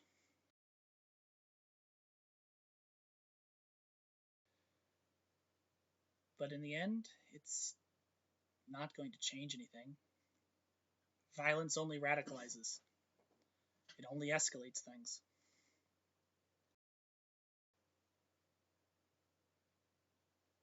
Heck, that's why I joined this Starfleet in the first place.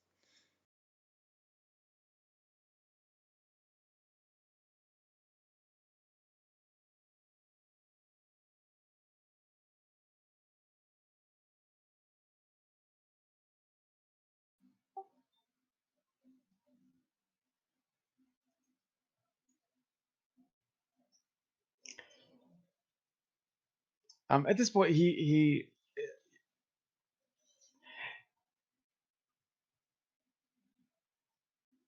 just goes, "You'll see. It'll be a lot better after this."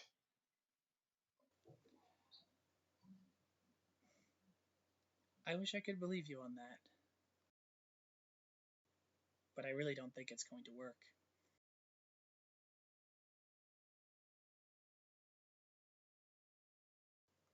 But we'll see.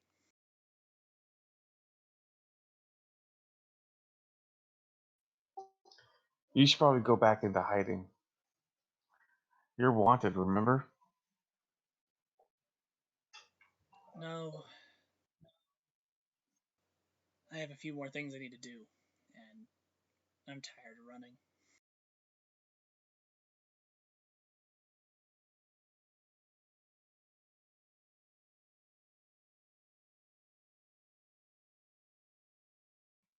Well, and be sure to say goodbye to to our sisters before you go.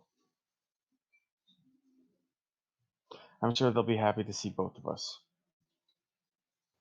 Oh, I'm sure they will be.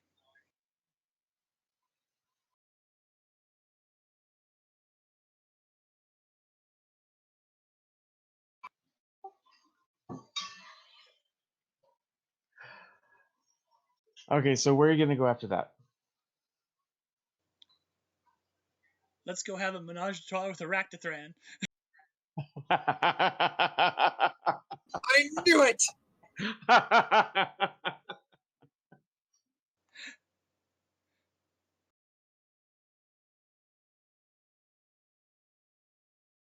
Shay just messages her on the pad. Hey, want a celebratory fuck?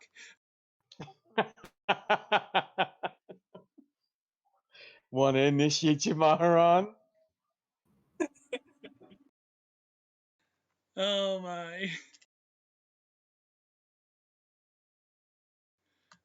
Gonna have so much to talk to the counselor about after this.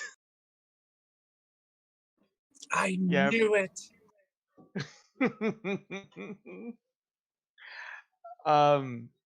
So what is Che gonna do after this meeting with his brother? I don't know. I really don't. I think that's kind of the wrap up point.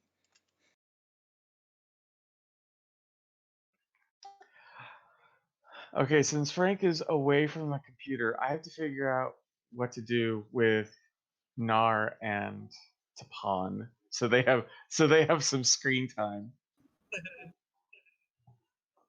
Because I'd hate to think that you guys just sat around for 2 hours or sat around for a game session and nothing was done with you guys. They were killing Hartley. They were not killing Hartley. They were prepping to kill Hartley. Okay, we got There's this lots. shit. Okay, we got this dye based shampoo that Shay sent us. What do we do with it? Lace it with cyanide. Can we slip it into the the shampoo of every senior officer on the Krion ship? Pink hair all around. Oh man. And yet no one gets angry because it's a unique shade of pink. Ah! It only exists in this dimension.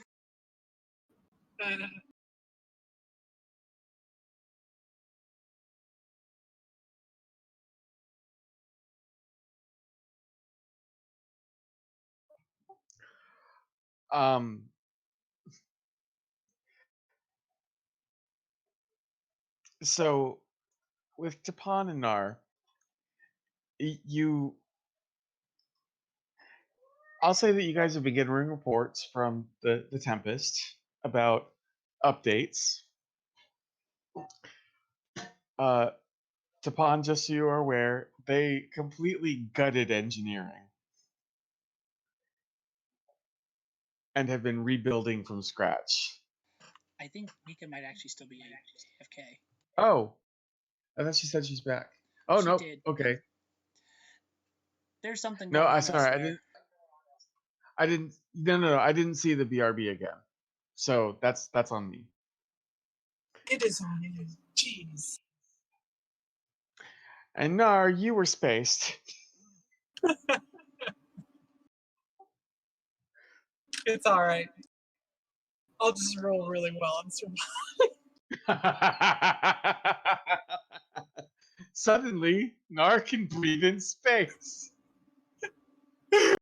Norse on the hull of the ship, slowly breaking back in, murderous intent in her eyes. I can live off of cosmic rays now. You've only made me stronger and angrier. She's now the Hulk and the Oakley. Yay, welcome back. Come back. Thanks. I'm sorry about my absence for like You are good. most. No, you're good. most of the night. I just got to you guys, so don't worry about it. Oh, okay. And then of course Emily made a snide comment, so I spaced her, and then we were joking about how she suddenly evolved the ability to live off of cosmic rays, and now she's trying to break into the Krion ship with murderous intent. Not to mean, exist in space. I feel like if this was a thing that actually was left up to roles, it would happen. Probably, yeah. Okay, Emily, go ahead, roll 17 successes. The fuck? You only have 2 dice. Good luck with that number.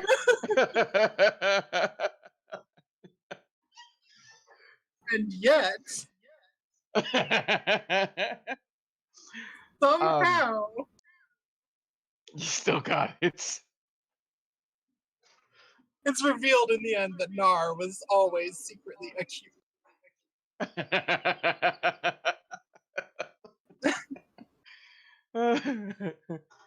Yeah, it was never acknowledged by Quinn or Lieutenant Rogers that she was secretly a Q. That would give it away, obviously. They didn't want to mention the weekly potlucks they have in the Continuum. Right? Okay, so as I said before, Tapan, Tapan has gotten many reports from the Tempest about what they're doing to the ship, and first and foremost, they've gutted engineering. What?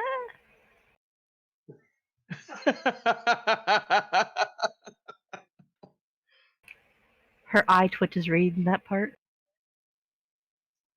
Yeah, they are apparently replacing everything in it.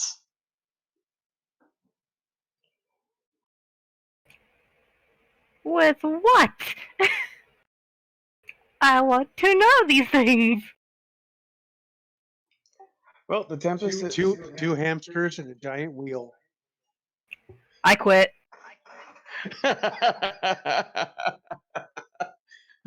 Let us not forget the direct engineering to bridge communication, which is a string and 2 cups. I super quit. Puts in resignation for every ship she's ever been on. Puts in resignation for every ship she might want to be on in the future. They still have cups and strings. Well, the Tempest is getting a new warp core, and they're building housing for uh, the potential of testing other propulsion systems within the engineering area. I want to do testing things. No, They're having fun without me. no. This is for you when you get back. Oh, thank God. Yeah, no. I mean, you're getting a new warp core, but there's like a secondary engine housing that's being installed to where you can test uh, new technologies as they arise. Because the key function of the Tempest was originally to be a test bed for technology, but it's kind of taken a back seat for the past year.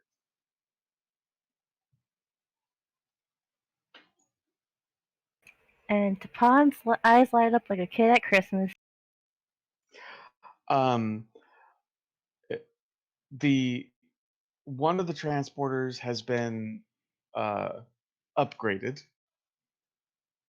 to test out uh, invasive transporters.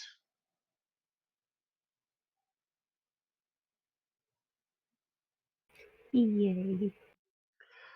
Um, there was a there was originally going they were originally going to uninstall the engineering hologram and put in a new one. However, uh, there was enough of a fit from your fellow engineers to just update the files on the current engineering hologram to be more familiarized with what's happening with the ship, because they kind of like him, even though he's a dick.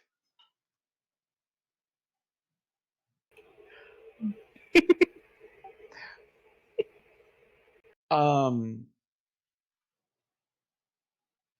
they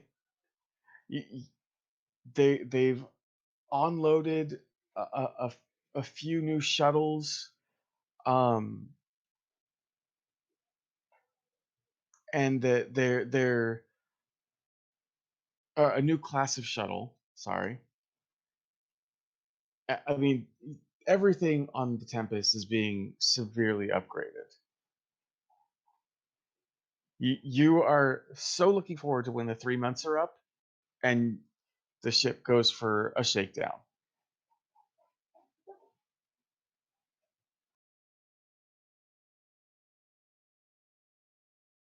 But really, you're just now more looking forward to getting back to the Tempest, because this place sucks. It really does. Nar, you've gotten some scraps of information about what's happening with sickbay, No. because Dathan is trying to keep you aware of what's happening. There's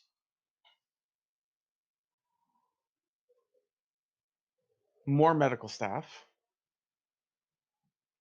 There's some new medical technologies that are being brought on board to either test or to implement outright. I mean, much like Dupont, there's lots of new toys that you're going to have when you get back to the Tempest. And who knows? Maybe there will be another NPC that's in sickbay besides Dathan. Ooh.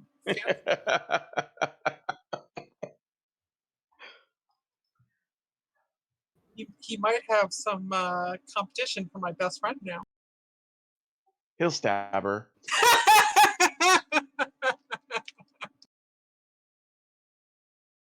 Oh, snap.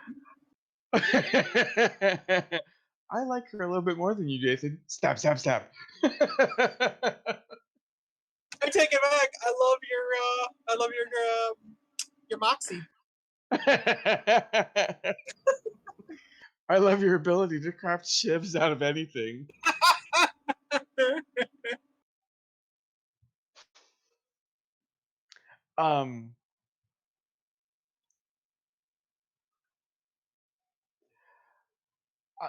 I'll say that a couple of days past, really nothing has been happening on the Krion ship.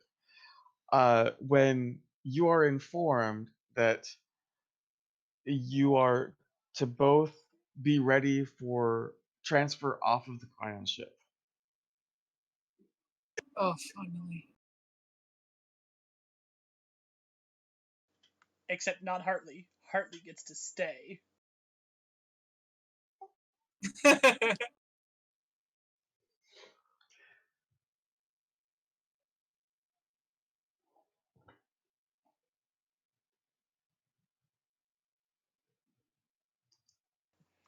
You hear that silence? That means Jimmy's actually considering it.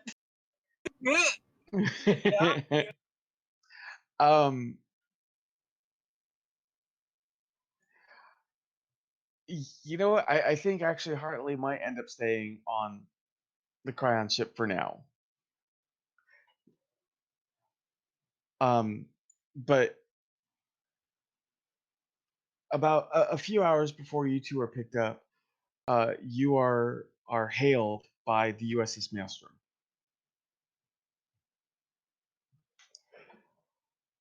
And you are informed that the reason why you're being temporarily assigned to the Maelstrom before being taken back to the Tempest is there's been an incident, and with your previous experiences, Starfleet felt that you two would be better suited for what's happening, and you'll be more informed when you are brought aboard the Maelstrom. This sounds awfully familiar. If the Maelstrom turns out to secretly also be a Krion ship, I'm going to be very angry. No, it's not. You've out of character. You've encountered the Maelstrom before. No. Nar's making Oh, snide comments to Tapan in jest. If it's a Krion ship, I'm gonna be pissed. Because it's kind of like what they said, when they're like, hey, the Krion wants you on their ship because this. Okay, whatever. We get there and it was awful. And so it's like we're hearing this very similar thing. And Zonar is just making snide comments to Tapan, for comedic relief. Stress relief. I don't know. Fucking snide comments. That's what Nar does. So when the Maelstrom comes, you're beamed aboard and you meet Captain Vex. She welcomes you aboard. She wishes this was under better circumstances, but from what she has understood about Krion ships, she understands that this is a better place for you.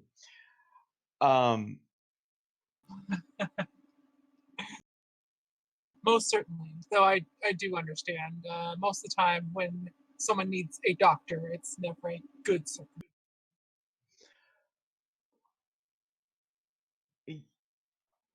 Yeah, I wish this was better circumstances. We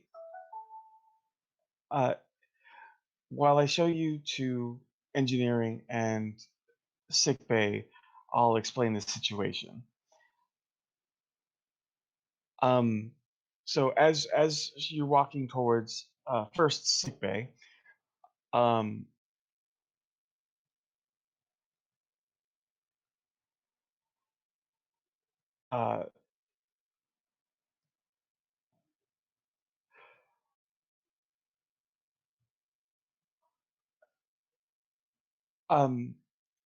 Vex looks at you and goes, Dr. Nar, are you familiar with the colony, the Cardassian colony on Calvar 2?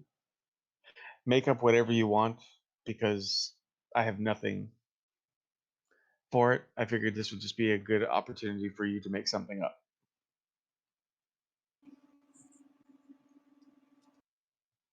So now part of me is just going to say, nope, I don't have any idea. Just be a pain in the ass. Actually, I know a little. I have some family there. Not all of us are down to that. Well, then I hope your family survived. I haven't heard anything, so I could not say. Calvar 2 was the first planet to attempt to be annexed by the True Way.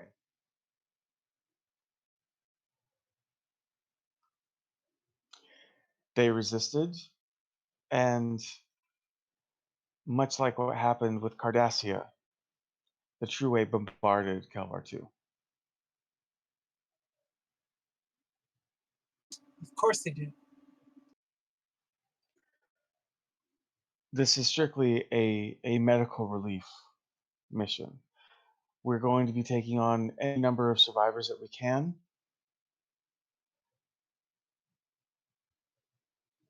Yeah. And supplying medical aid, as well as trying to get some of the planetary defenses back online, which is where you come in with it.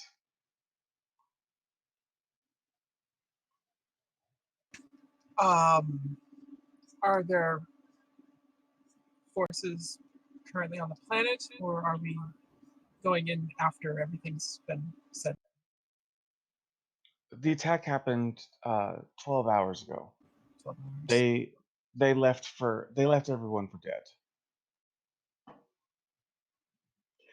If it wasn't for the fact that there were Starfleet ships within the vicinity, they probably would have died before any help arrived. Were they chased off, or did they come in, attempt to slaughter everyone?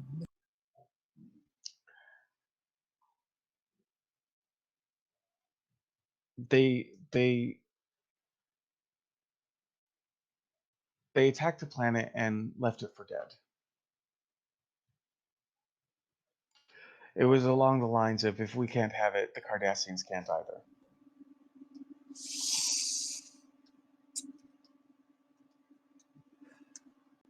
Yes, I see. Well then, I suppose I have a lot of work ahead of me. Yes, about that. As you arrive at sickbay, there are 4 biobeds.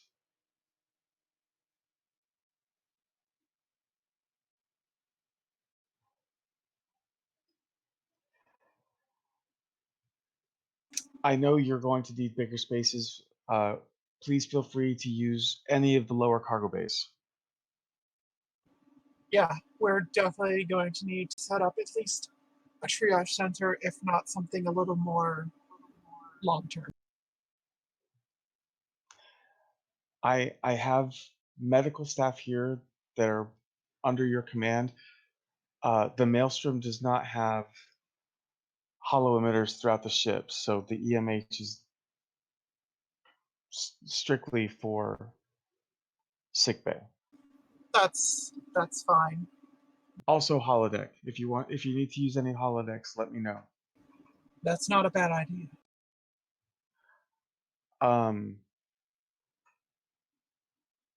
Tapan, I know, or Lieutenant, I know you're going to need workspace for repairs. Space will be a commodity since we're also helping evacuate the planet. So work with Dr. Nar in allocating workspace. Actually, how many holodecks do you have on the ship? 2. 2. I think we might want to try to use those first. That way we can move the image between them and sickbay as necessary, depending on how much medical staff we actually need, because the rest will have to remain in the cargo bays. Okay. For anyone that isn't vitally injured, the quarters of the lower section of the ship are all for evacuees. The quarters of the secondary hull, sorry.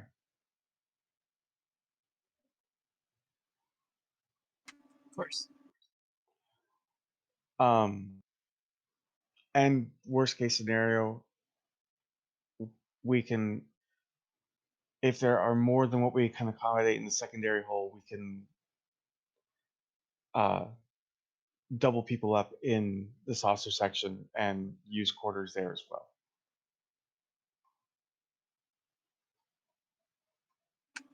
All right.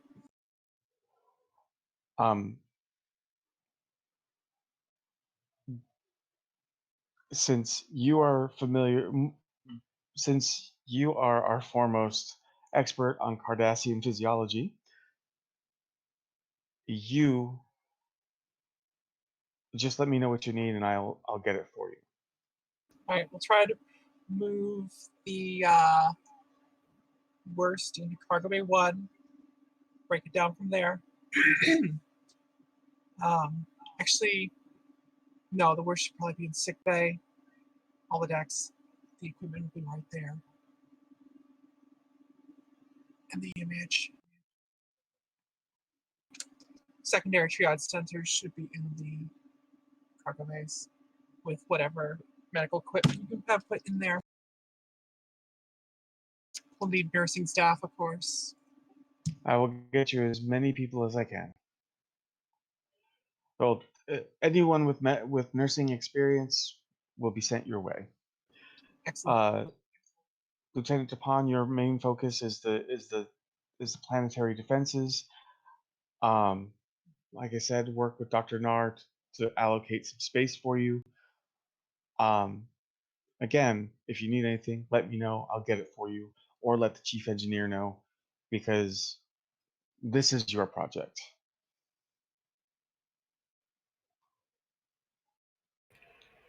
All right.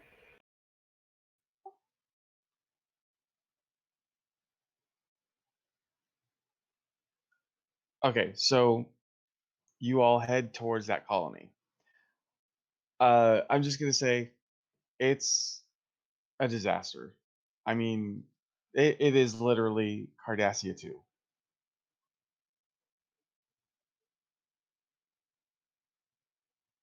Like the main colony, the main city of the colony was completely decimated or destroyed. It's a crater.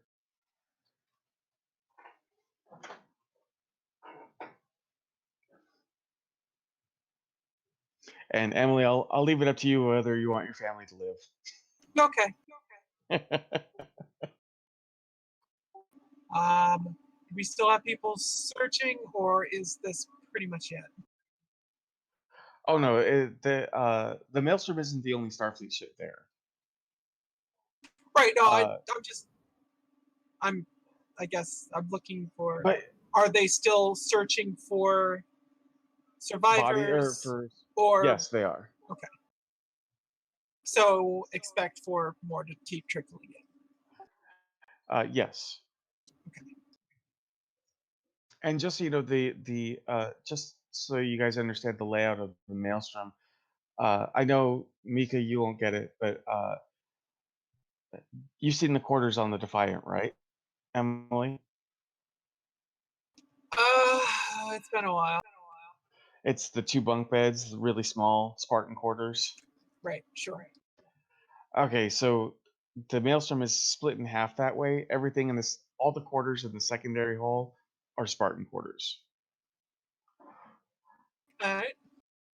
Because the Maelstrom was a troop transport during the Dominion War.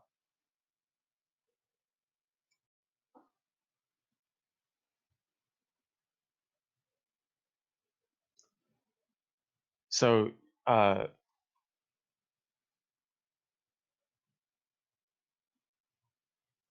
you I will say at maximum capacity the Maelstrom can hold about 800 people.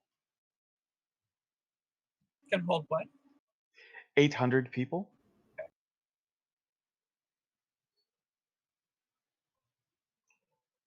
Though, I mean, yeah, I mean, obviously that's only the I mean, that, people who yeah, are that's well enough to be put in the quarters. Technically, it would probably be holding more since there are people who would have to remain in a medical facility of some kind, even a temporary yeah. one in the bay. But yeah, I got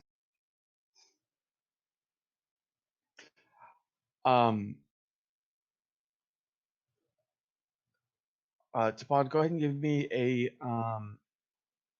a control and engineering.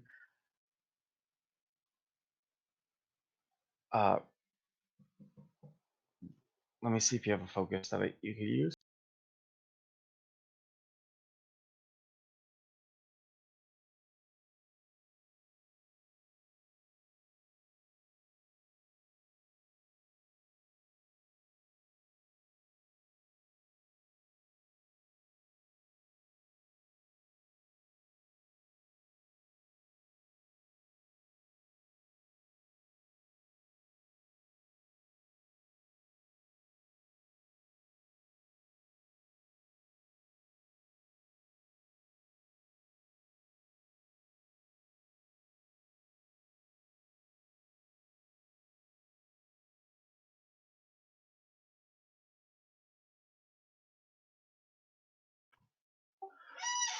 Yes, you have a focus. So go ahead and give me a control and engineering with a focus.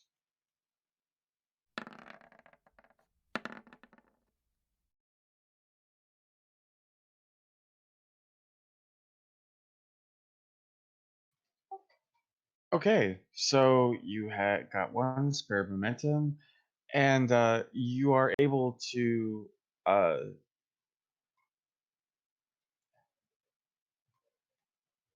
I'll say it's going to take you a day or two You know what, Emily, go ahead and give me a control and medicine with focus. And actually, let me take a look at your accounts just to make sure if you don't have something that'll add to that.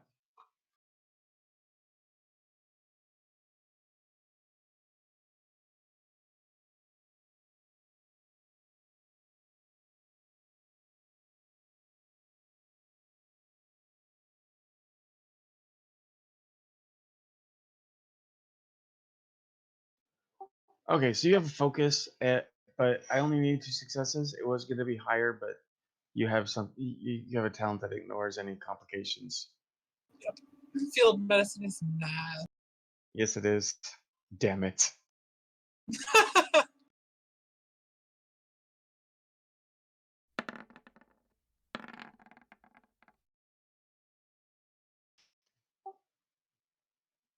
Okay. I'm going to say it takes a couple of days, but you are able to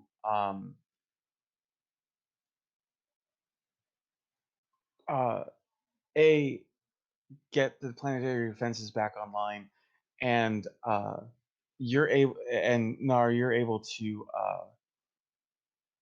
weed through the minor injuries and severe injuries enough to where the maelstrom isn't full to capacity, and you're not like running around with the chicken head, like a headless chicken.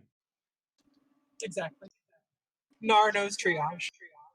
Yes, and it's just another reason to hate the true way, that they just turned on their citizens like this, or turned on their fellow Cardassians, not their citizens. Right. I mean, Nar expected this. Obviously. Terrorists, after all, are terrorists. Freedom fighters, Yeah, they're not free. Terrorists. They're not freedom fighters. They're not fighting for freedom. And yeah, it's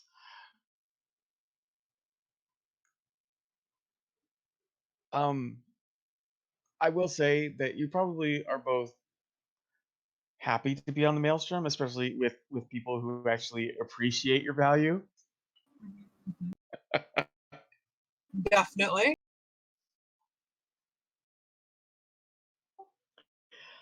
And if Nar wants to, in her off time, she can spend it with any surviving family members. All right. Yeah. All right. Yes. A couple of them probably survived. Maybe a couple of cousins, an aunt or an uncle or something. And I don't know, maybe Tapon can get to know the Cardassian family too. Probably not.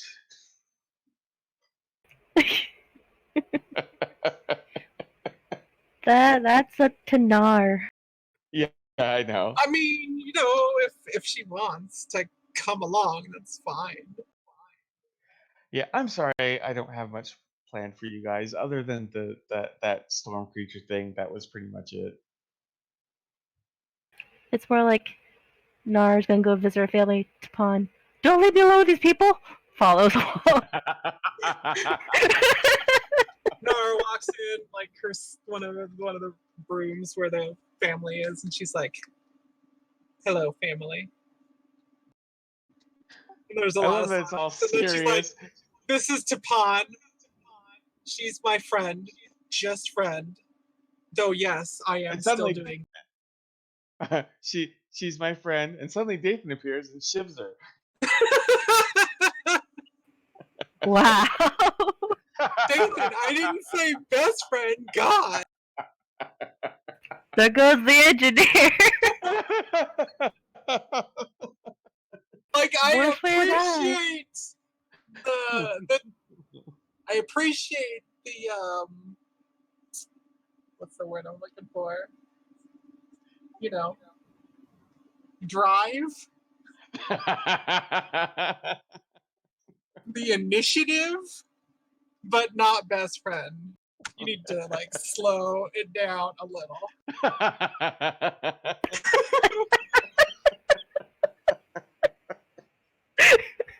Oh man, I think that's gonna have to be a running joke. I like you.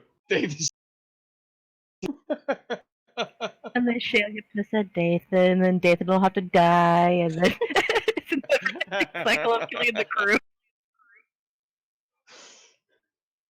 And miraculous, and for some reason, Hartley isn't one of them. Man, unless Snar gets wise to it and he's like, someday he's just like, wait, Hartley is my new best friend. I just love the bike ride she took me on that one time.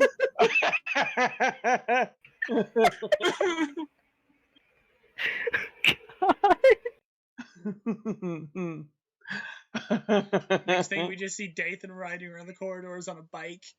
I too can ride bike.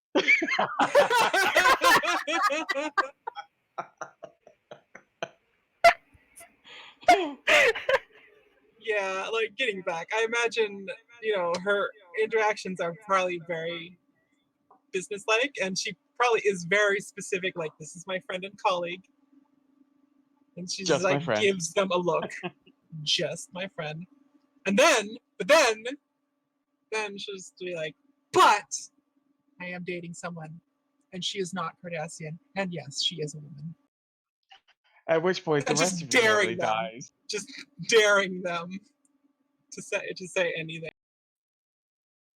No, Like, it's just I know there's a whole not like a whole lot on Cardassians, but considering that a lot of them seem to be fairly conservative, I imagine that this is probably not something that's maybe, it may not be illegal anymore, but it might not be widely accepted yet.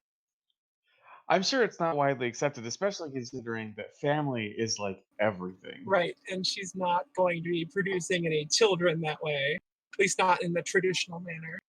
Right. But no, I could just see it. This is my girlfriend. She's a Feralar or a Cation, and then the rest of your family dies. They just all just have heart attacks. Like, they can't take it.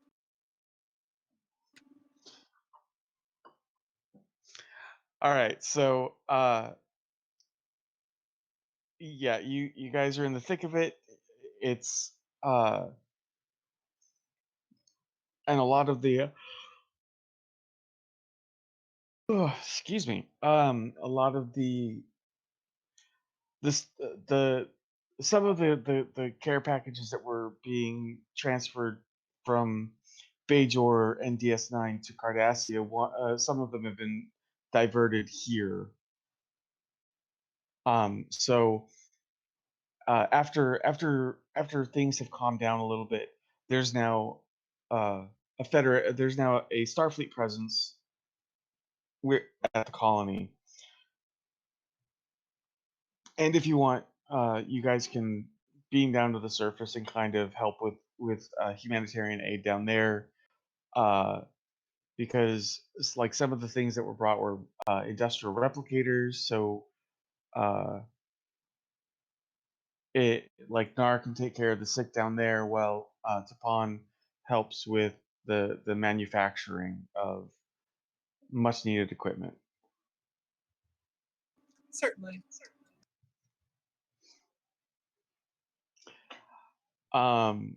Okay, so Frank.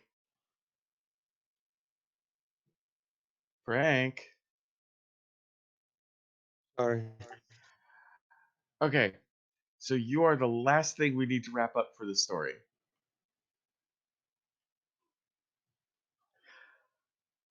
So you have found out that Marak is your brother. Wait, Ramak? Damn it! I can't believe I forgot his fucking name. Marak. Marak. Okay. God, my memory's terrible. Number 6. How many brothers does she have? A lot. Well, if out of character, you have 7 brothers and 6 sisters. No, I meant from her father 7 and 6 sisters.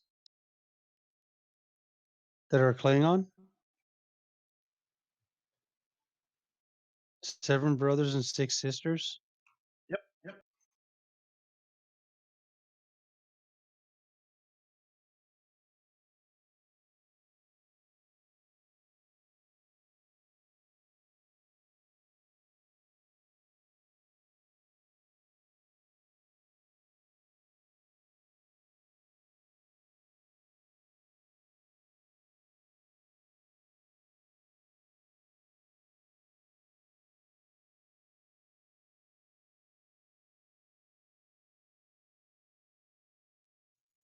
And let me guess, Miral is the youngest of them all. Yeah. Because he had you after he left.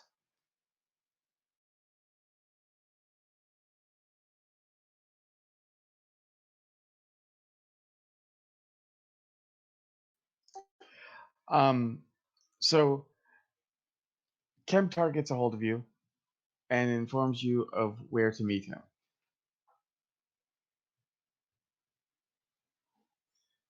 Ukra is very familiar with it because this is the exact location that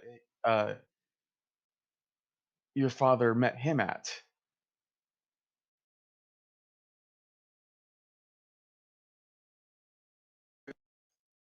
Okay.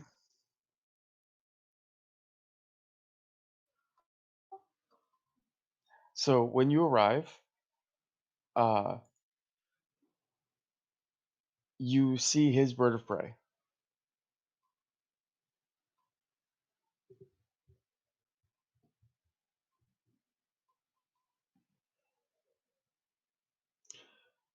And he's letting you know to prepare for beam over. So all right. Let him know when I'm ready. I signal when I'm. All right, so you are beamed over to the bird of prey, and you see Kemtar, as well as a bunch of other Klingons.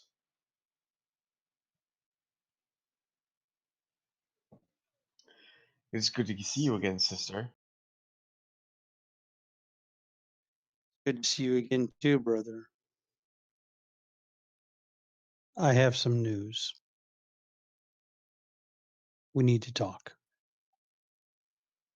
He leads you to his quarters.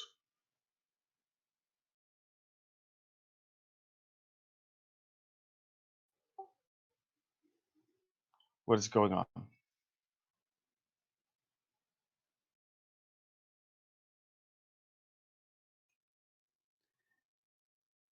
Zip-light freighter that was in Denobulan space at Denobula had 3 Klingon passengers, 2 females, 1 male.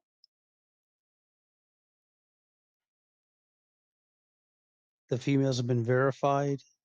The male has not. But I found out who he is. Let's go kill him.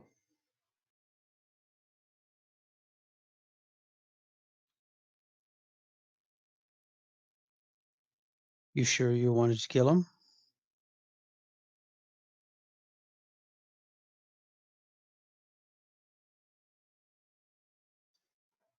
I haven't even told you the best part of it all.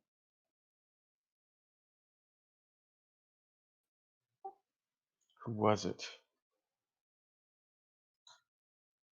Marak,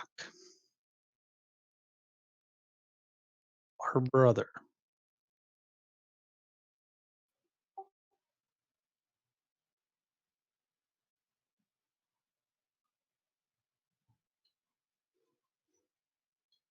How did Marak find out that he was alive?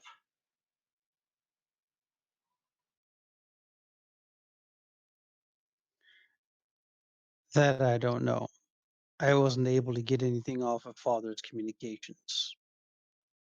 He talked to someone, but I couldn't break into who he talked to.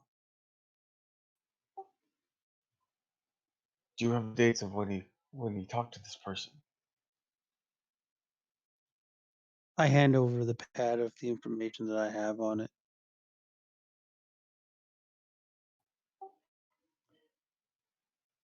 At this point, he goes over to his little desk console, um, looks through some things, and he said, "All of these were communications to myself."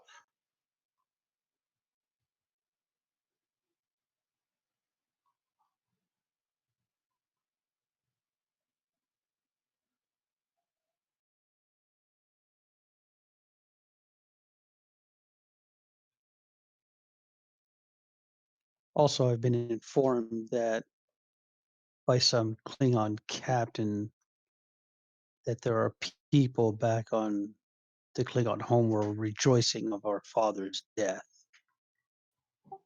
Well, of yet course, again. we're descendants of Malor. Of course, people are cheering our death. I hope people cheer mine when I die. I know it's not exactly what you want to hear, but I'm sure Father would like that.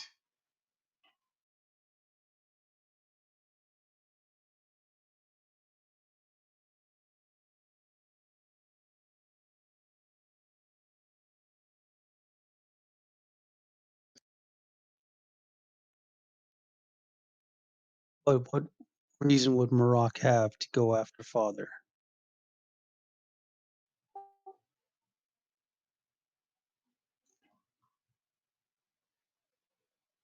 Well, up until you arrived, I was under the impression Marak thought he had died years ago.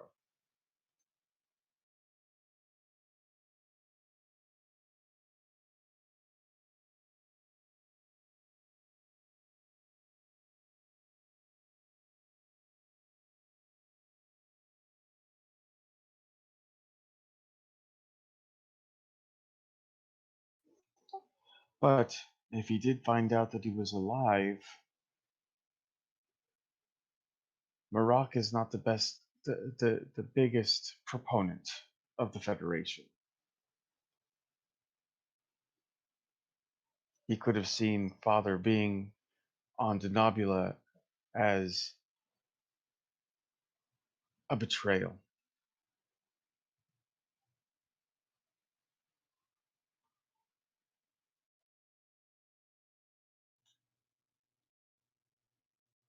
But that does not give him the right to just kill father like that.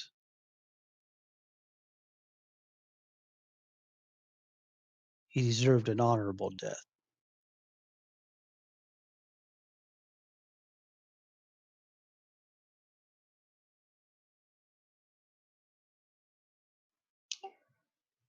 I can agree with you on that. I may not like the Federation. If it weren't for the fact that you were my sister, I would have killed you long ago. But Father did deserve an honorable death.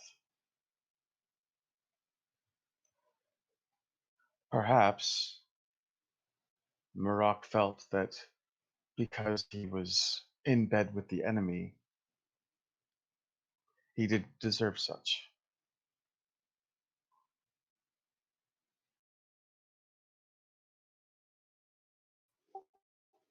It would have been the same fate as if he was sleeping on Kronos. We are outcasts.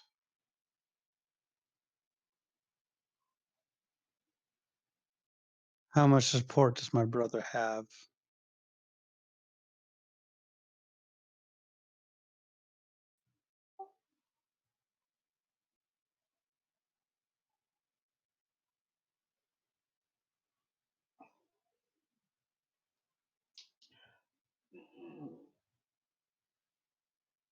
I would imagine he doesn't have much support considering he couldn't use his own ship to go to Denobula. If I was to kill Father, I would take my ships.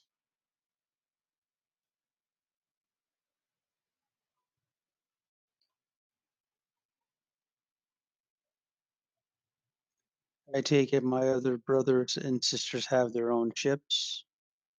They do.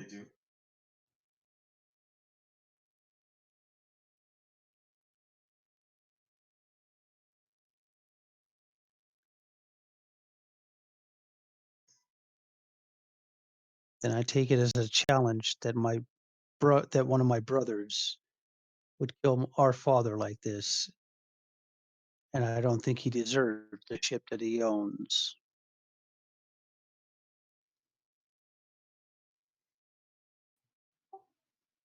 Are you going to challenge him for the command?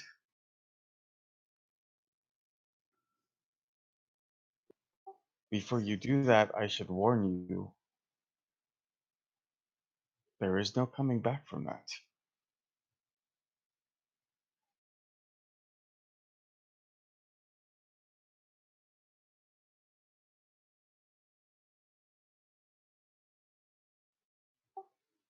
You challenge him for command and you take that seat. You are swearing an oath to the Hussard way.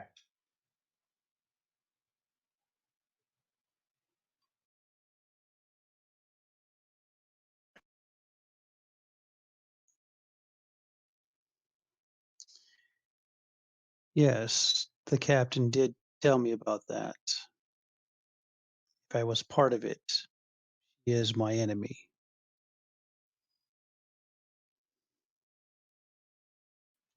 But you would not be able to return to the Federation either.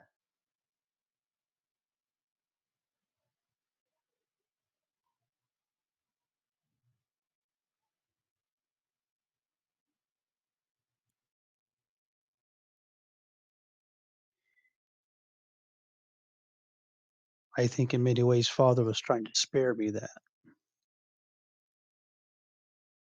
I would imagine so, considering that you weren't even told about us.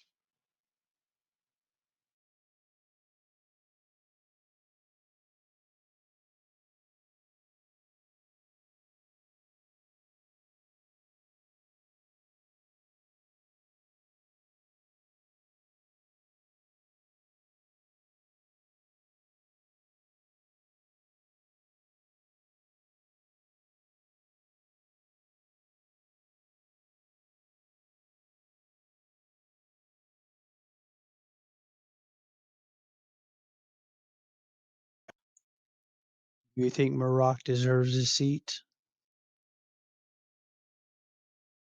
First, I need to know if he actually did kill Father.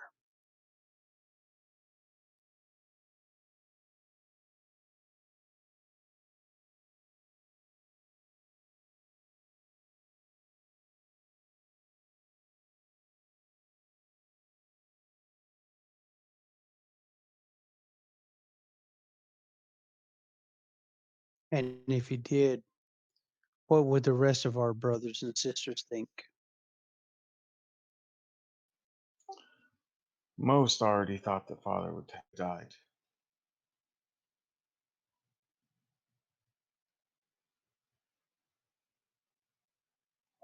Only a small number of us knew that he lived. But when the rest find out the truth,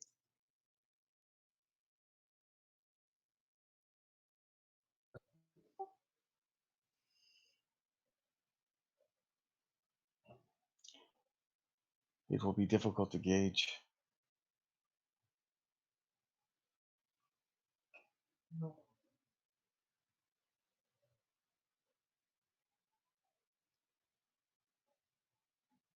Maroc was not close with Father. Some of us were. Up until he left. then let's confront Maroc and find out if he did it.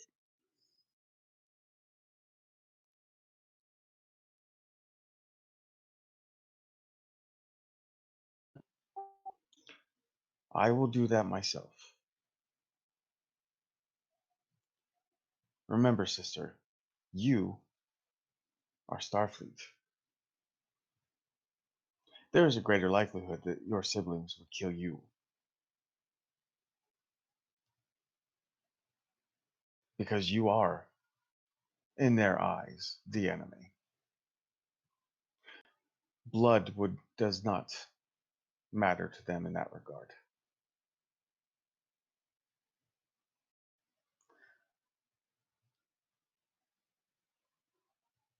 I must hear it from his mouth.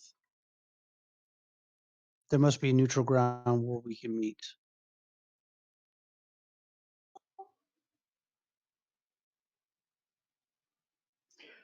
I recommend returning to your ship. I will confront him. Or I won't confront him. But we shall see what happens. If he did it, he will brag. Because as far as he's aware, none of us knew he was still alive.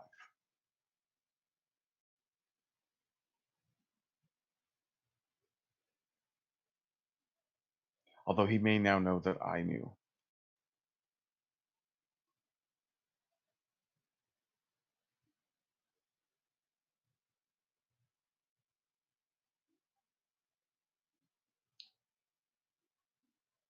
But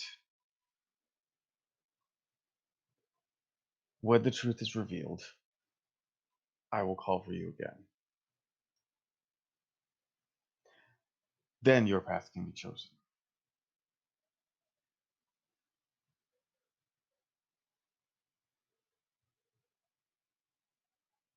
And you will have vengeance.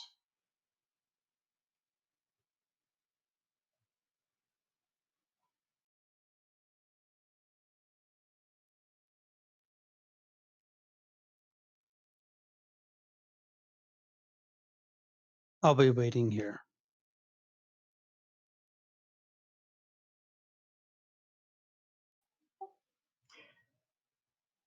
Go back to your life for now. I can't guarantee it's going to be an immediate thing. And he may not come out of hiding if he knows that you are looking for him.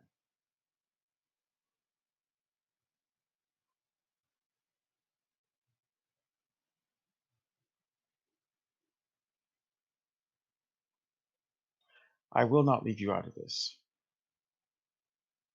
That you have my word. If he's in hiding, I can call him out.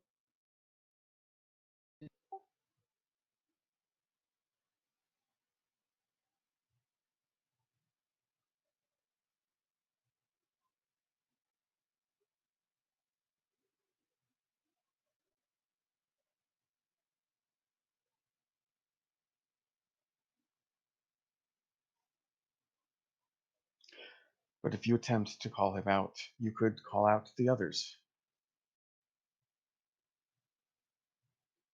Then so be it. You are not going to be able to take on 11 of your siblings. No, but I only need to take on the one that killed father.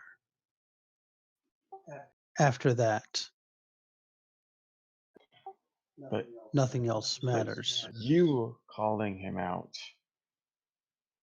will rile all of them up. You are their enemy.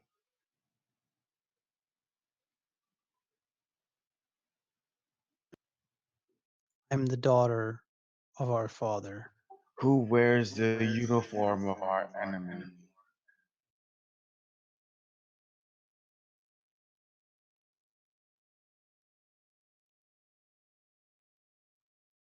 I can change clothes.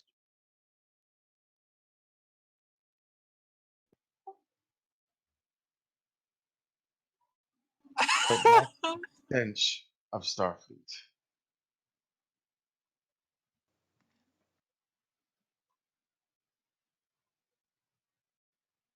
This is the better way, sister. Let me do this.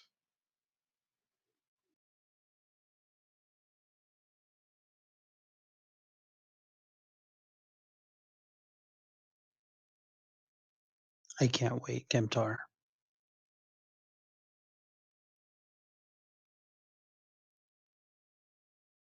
I can't go back to that life knowing that he possibly killed father and let him walk around free, bragging how he killed our father.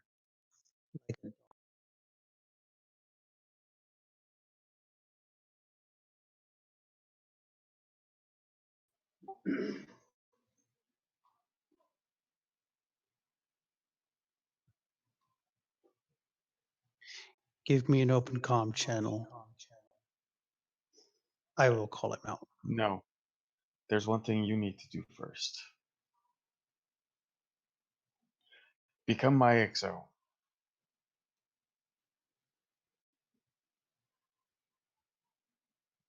Take the oath of the Hosarloi. What about your current first officer? I don't have one.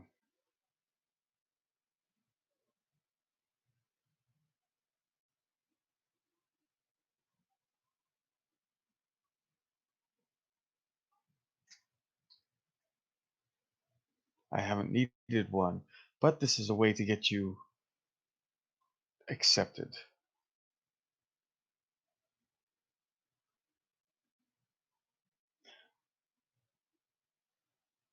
But it means resigning your commission in Starfleet. And it means you cannot go back. And you will never see Kronos. I've only seen pictures. And that is the only thing you will ever see.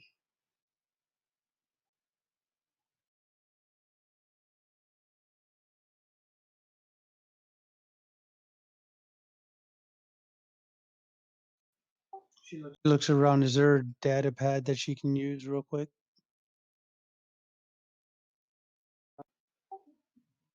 Kemptor hands you one. She types up her a quick resignation, and and she takes off her comm badge, and then she contacts Ukma and beams it over to Ukma. I mean, Ukra. Ukra, sorry. Ukma's my Asari from Guild. Yeah. Sorry, Ukra, and with instructions to deliver it to Admiral Dornan.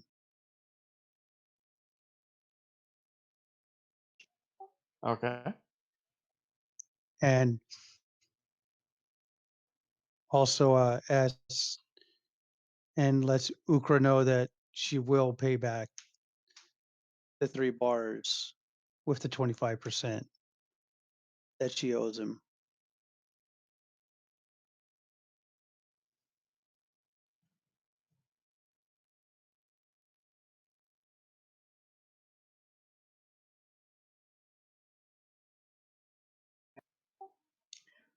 Okay.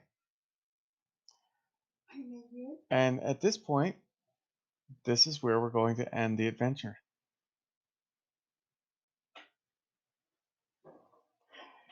And technically, this concludes season 1.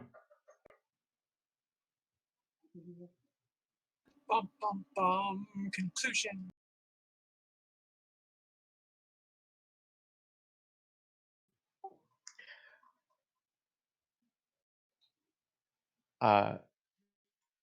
Say goodnight, everybody. Night, everybody. Not everybody. Night. Good night.